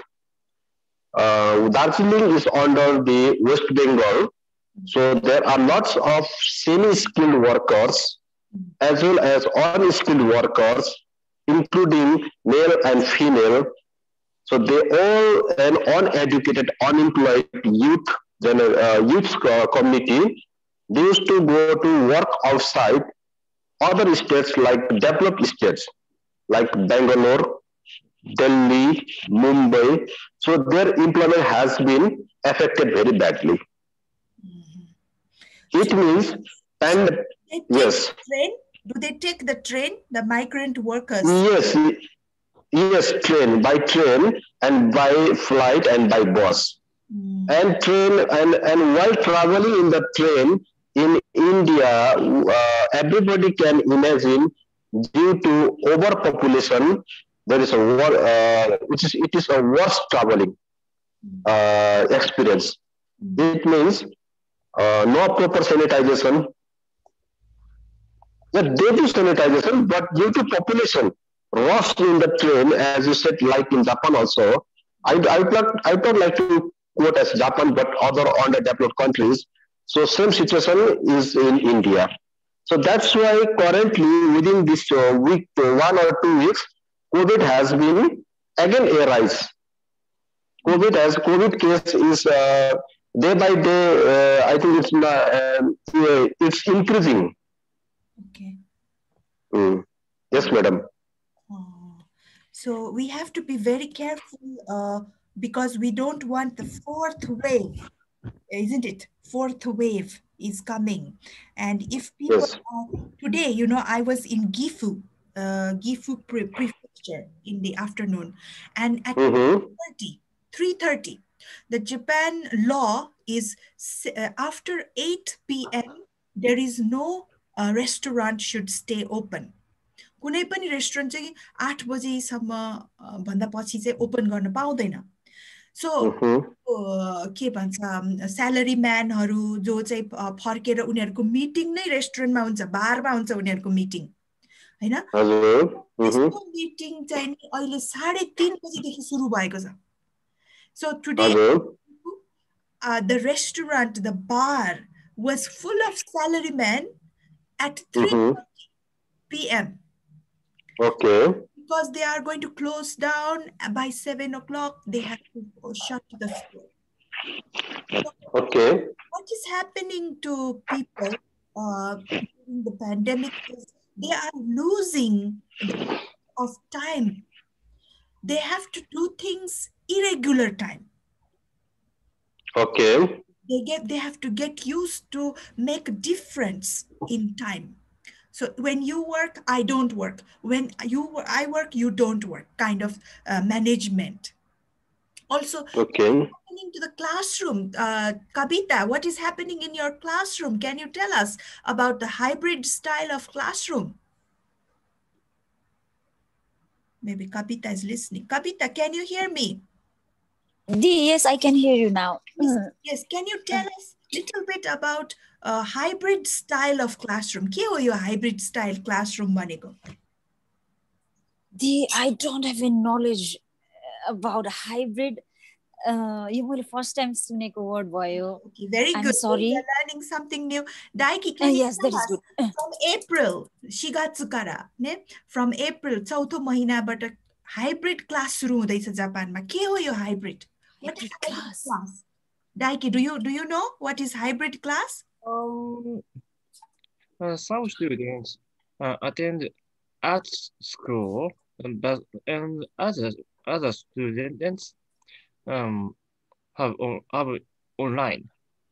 Yes. So let me explain one more time. नेपालीमा पनि म भनिदिन्छु. So what is hybrid class is if there are 10 students in the classroom. Okay, there is odd and even number, just like 1, 2, 3, 4, 5. Okay, odd number 1, 5, 7. You know? Even number 2, 4, 6, 8. So students who are even number come to class today.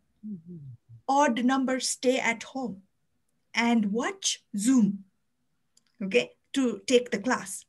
Then tomorrow, odd number come to class, even numbers stay at home.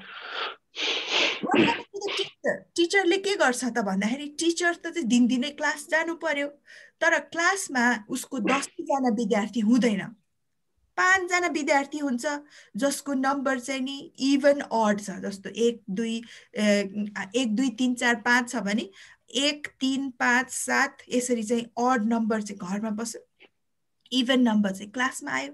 गरेर कति गाह्रो छ यो है. टिचरले नि समाधान सबैलाई इक्वालिटी हुनुपर्छ भन्दा भन्दै पनि there is no equality, I think, in hybrid class because all students are not gaining equal opportunity.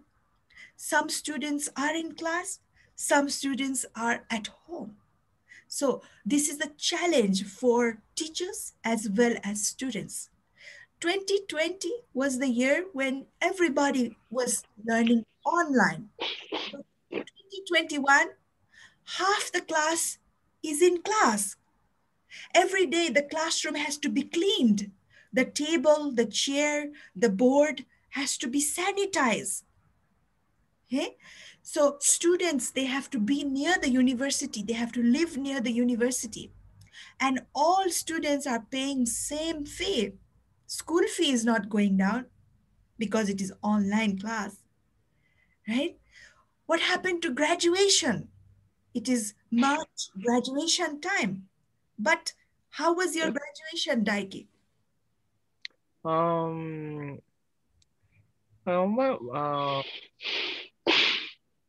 COVID has not yet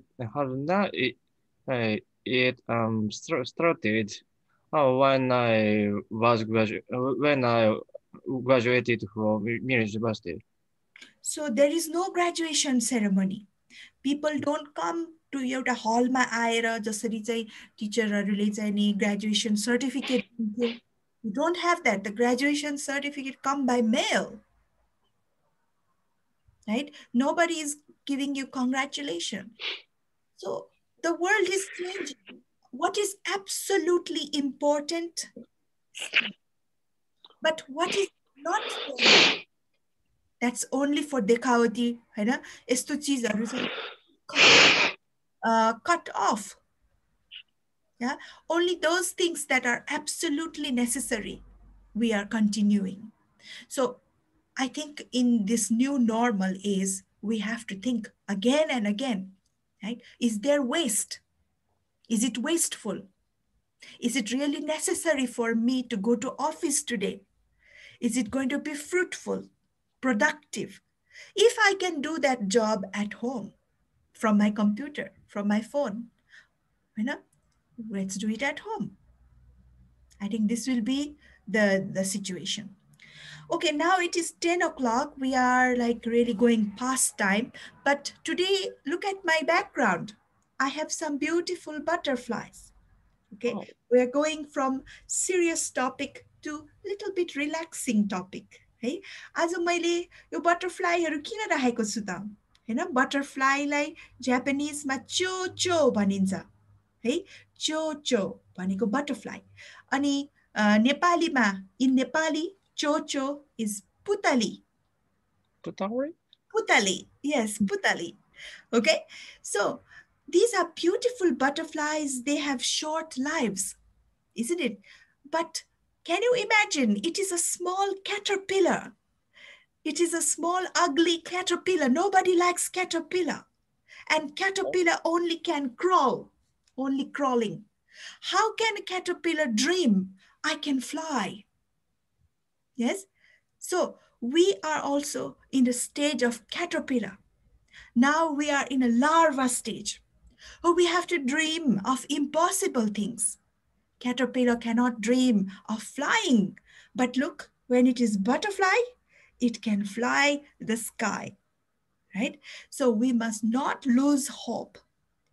Okay, those people who are losing hope, मैले किन यो भन्दैछु किन यो सब्जेक्ट यति इम्पोर्टेन्ट छ कि जापानमा कोभिडले भन्दा पनि मान्छेले आफ्नो आत्महत्या गरेर प्राण त्याग गरेको छ त्यसको संख्या बढी भएको छ र त्यसमा पनि महिलाहरूले है मैले यो महिलाका लागि महिला यो संस्था चलाइरहेको छु र महिलाहरूको आत्महत्याको संख्या जापानमा अझ बढिरहेको छ किन महिला बढी मरेको छ भन्दाखेरि महिलाले ठुलो पोस्ट पाएकै छैन जापानमा managerial post women don't get in Japan.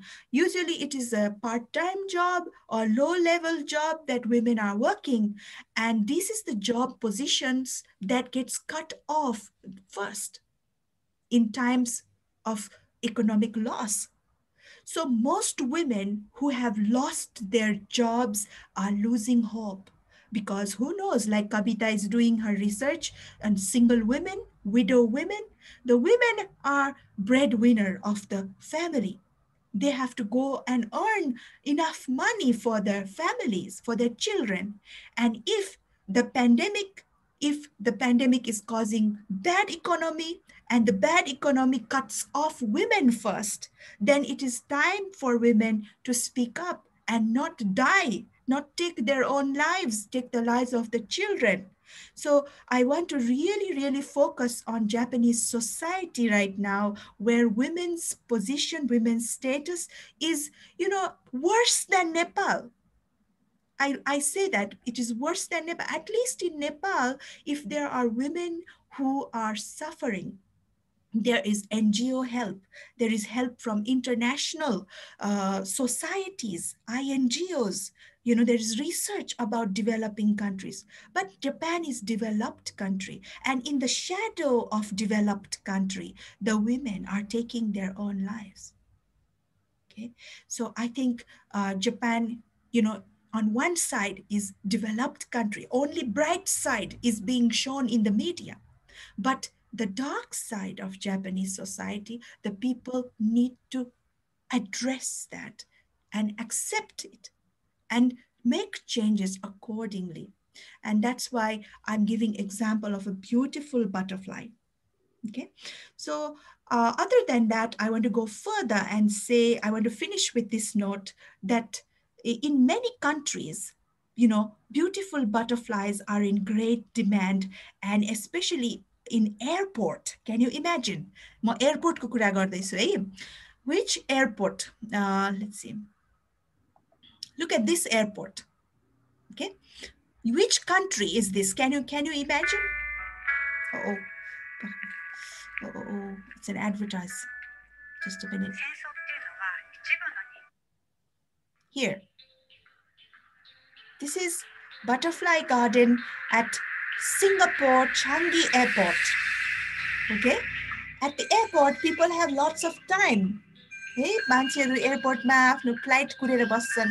तर सिंगापुरको यो एयरपोर्टमा मैले देखेको थिएँ बटरफ्लाई गार्डन. र यो गार्डन भित्र गएपछि लाइभ बटरफ्लाईहरु देख्न सक्नुहुन्छ. Okay? So why is butterfly inspiring? It's beautiful. Okay? So learning from Singapore, what is Nepal doing? Hey, Singapore बाट सिकेर नेपालले के गर्यो त भन्दाखेरि नेपालमा अहिले सुरु भएको छ बटरफ्लाई टुरिज्म. है, बटरफ्लाई वाचिङ कहिले सुन्नु भएको छ? ल हेर्नुस्, बटरफ्लाई वाचिङ इन नेपाल. यो चाहिँ बर्ड वाचिङ हैन, हिमाल वाचिङ हैन, रेड पान्डा वाचिङ हैन. यो butterfly watching tour in Nepal. Okay, why? Because Nepal is rich in butterflies. Okay, 360 species of butterflies live in Nepal. र नेपालको national butterfly छ. Hey, in Japan also, Japan has national butterfly. Do you know what is the national butterfly of Japan?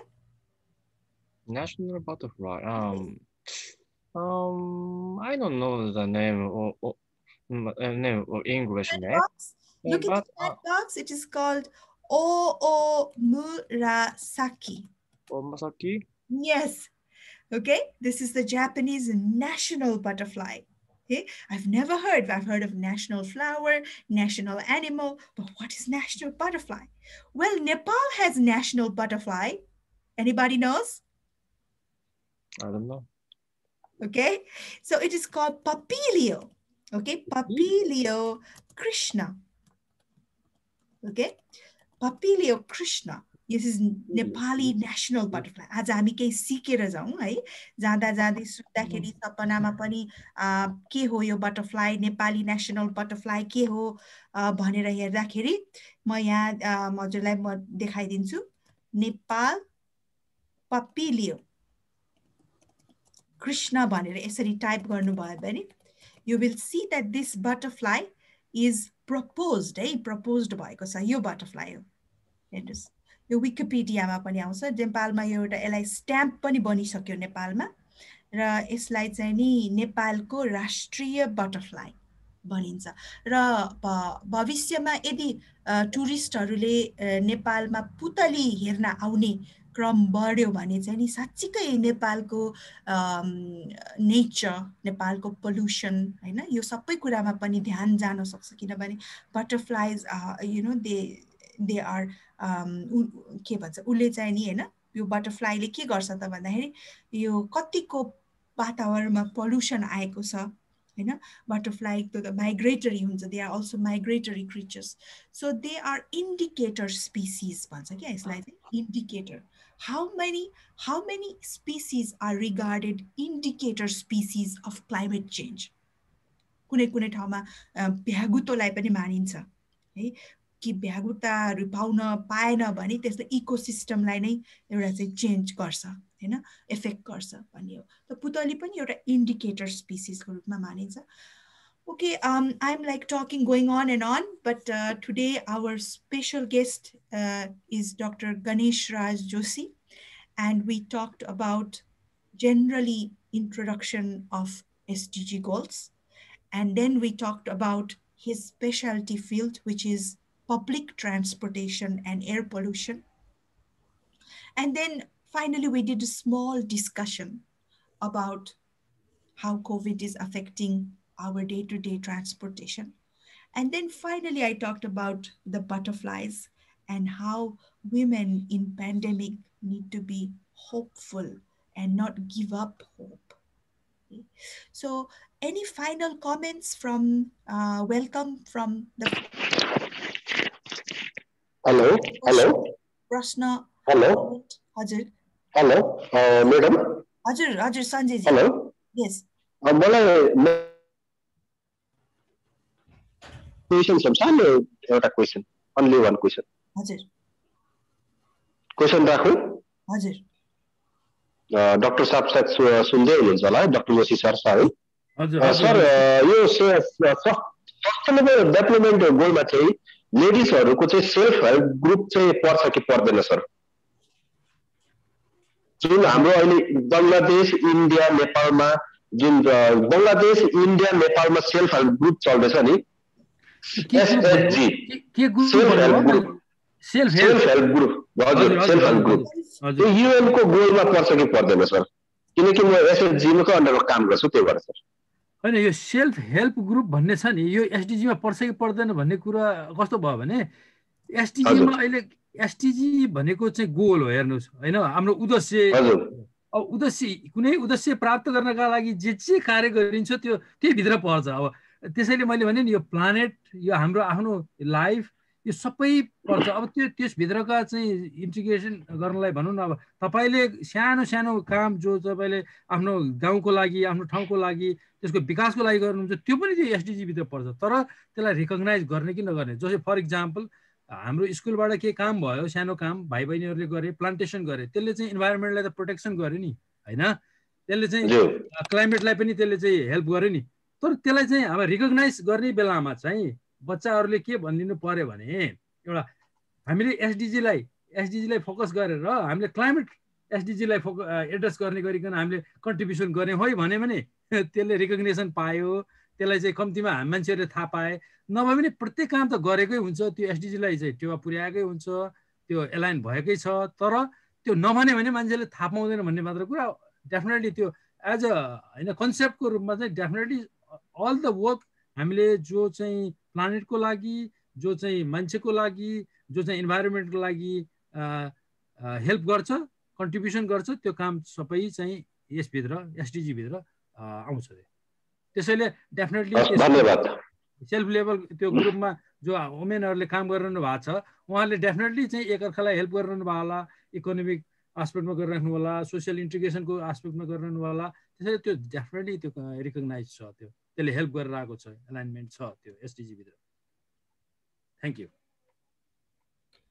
हजुर so thank you Sanjay sir है हजुरको प्रश्नको लागि मैले चाहिँ नि एउटा SDG गोल भनेको के हो भन्ने चाहिँ नेपालीमा चाहिँ आएको छ नेपालको संयुक्त राज्य संघले पनि निकालेको छ नेपालीमा हैन अहिले आजको हाम्रो प्रोग्राममा चाहिँ नि हाम्रो गणेश सरले सबै गोल्सहरुलाई चाहिँ इंग्लिशमा राख्नु भएको छ तर मैले चाहिँ अब यो समयको अभावले गर्दाखेरि मैले यो भिडियो चाहिँ प्ले गर्न सकिन आज है तर यसरी चाहिँ नेपाल को UN ले चाहिँ के हो त हैन यसरी चाहिँ नि राख्नु भएको छ यसलाई चाहिँ मैले YouTube भिडियोमा अपलोड गरेर मैले यो लिंकलाई चाहिँ हजुरको यो च्याटमा मैले चाहिँ लिङ्कलाई पोस्ट गरिदिइसकेको छु यो भिडियोलाई फेरि हेर्नु होला I think he's already gone he's not connected anymore. Okay, it's very late in Japan. It's 10:15, and I want to wish you a very good night. Have a great morning tomorrow, and please stay safe. We are still under the pandemic. In Nepal, we already have vaccine 1, and people are waiting for vaccine 2 in Nepal. But in Japan, even elderly people haven't got any vaccine so far. So we have to be extra careful living in Japan. जापानमा बसिराख्नुभएका सम्पूर्ण महानुभावहरूलाई अझै पनि covid अन्त भएको छैन र हामीले normal लाइफमा रिटर्न हुन खोजिरहेका छौँ तर एक्स्ट्रा केयरफुल हुन जरुरी छ किनभने यो भ्याक्सिन अझै पनि जापानमा दिएको छैन कुनै कुनै प्रान्तमा चाहिँ हाम्रो एड्रेस बसिरहेको एड्रेस भएको कुयाकुसो वार्ड अफिसले चाहिँ नि हामीलाई कार्ड पठाउने छ यस्तो चाहिँ नि समाचार आएको छ है यो कार्ड पठाएपछि चाहिँ हामीले चाहिँ कुयाक्सोमा गएर फोन मार्फतबाट अपोइन्टमेन्ट लिनुपर्छ we have to take appointment and then we have to fix a date to take the vaccine this is coming up हिजो अस्ति एनआरएनको हाम्रो एकजना सरले ओकायामाबाट दिनुभएको न्युजमा मैले यो कुरा थाहा पाएँ र मैले सेयर गर्दैछु हामी नागोयावासीहरूले पनि we Nagoya and Aichi prefecture Mie prefecture this area also we have to wait till our ward office send us a card and then once we get the card in the mail we have to take appointment to get a vaccine. So until then I wish you all safe every day. Okay, safety every day. Thank you again and namaste everybody. Thank you so much Astaji. प्लेटफर्ममा ठाउँ दिनुभएकोमा दुई चार शब्द बोल्न पाइयो साथीभाइसँग thank you so much र थ्याङ्क यू सब मैले कविता बहिनीलाई पनि देखेँ thank you mister Daiki and all the mister Nepani and the another guy I can't read his name. Thank you so much all the thank you very much. Okay, thank you everybody. Namaskar and see you again next week. Please feel stay safe. Next week we have Dr. Shraddha Vaidya from Sanjayji feri aunu okay, next week our guest speaker is Dr. Shraddha Vaidya and she has been very active in free clinic in Nepal. Many of you may not know there is a free clinic in Chhatrapati and Dr. Shraddha Vaidya is a specialist of diabetes and thyroid and many people in Nepal are suffering from tornio thyroid kono gland no mondai. So jikai no guest speaker she is Shraddha Vaidya and we will be welcoming her and listening to some health tips from her directly. So once again, I want to thank you, Ganesh sir. Thank you so much for coming and sharing. Hope we get to meet in Nagoya someday very soon. Yes, sure, definitely. Thank you, Daiki, and take care. Pashupati ji, we want more innovation from you. Okay, innovative apps. If you have made any, please introduce next time. Kavita, wish you all the best for your thesis. Sanjay Rai ji, feri aunu bhayo, feri aunu bhayo. I mean, aunu hola. Every week, Shanibar, yahi time ma, same password, same ID, same link ma, hami jodna saksau. Okay, QCOMBTB, thank you so much. And good night. Namaste. Sayonara. See you next week. Bye-bye. Namaste. Bye.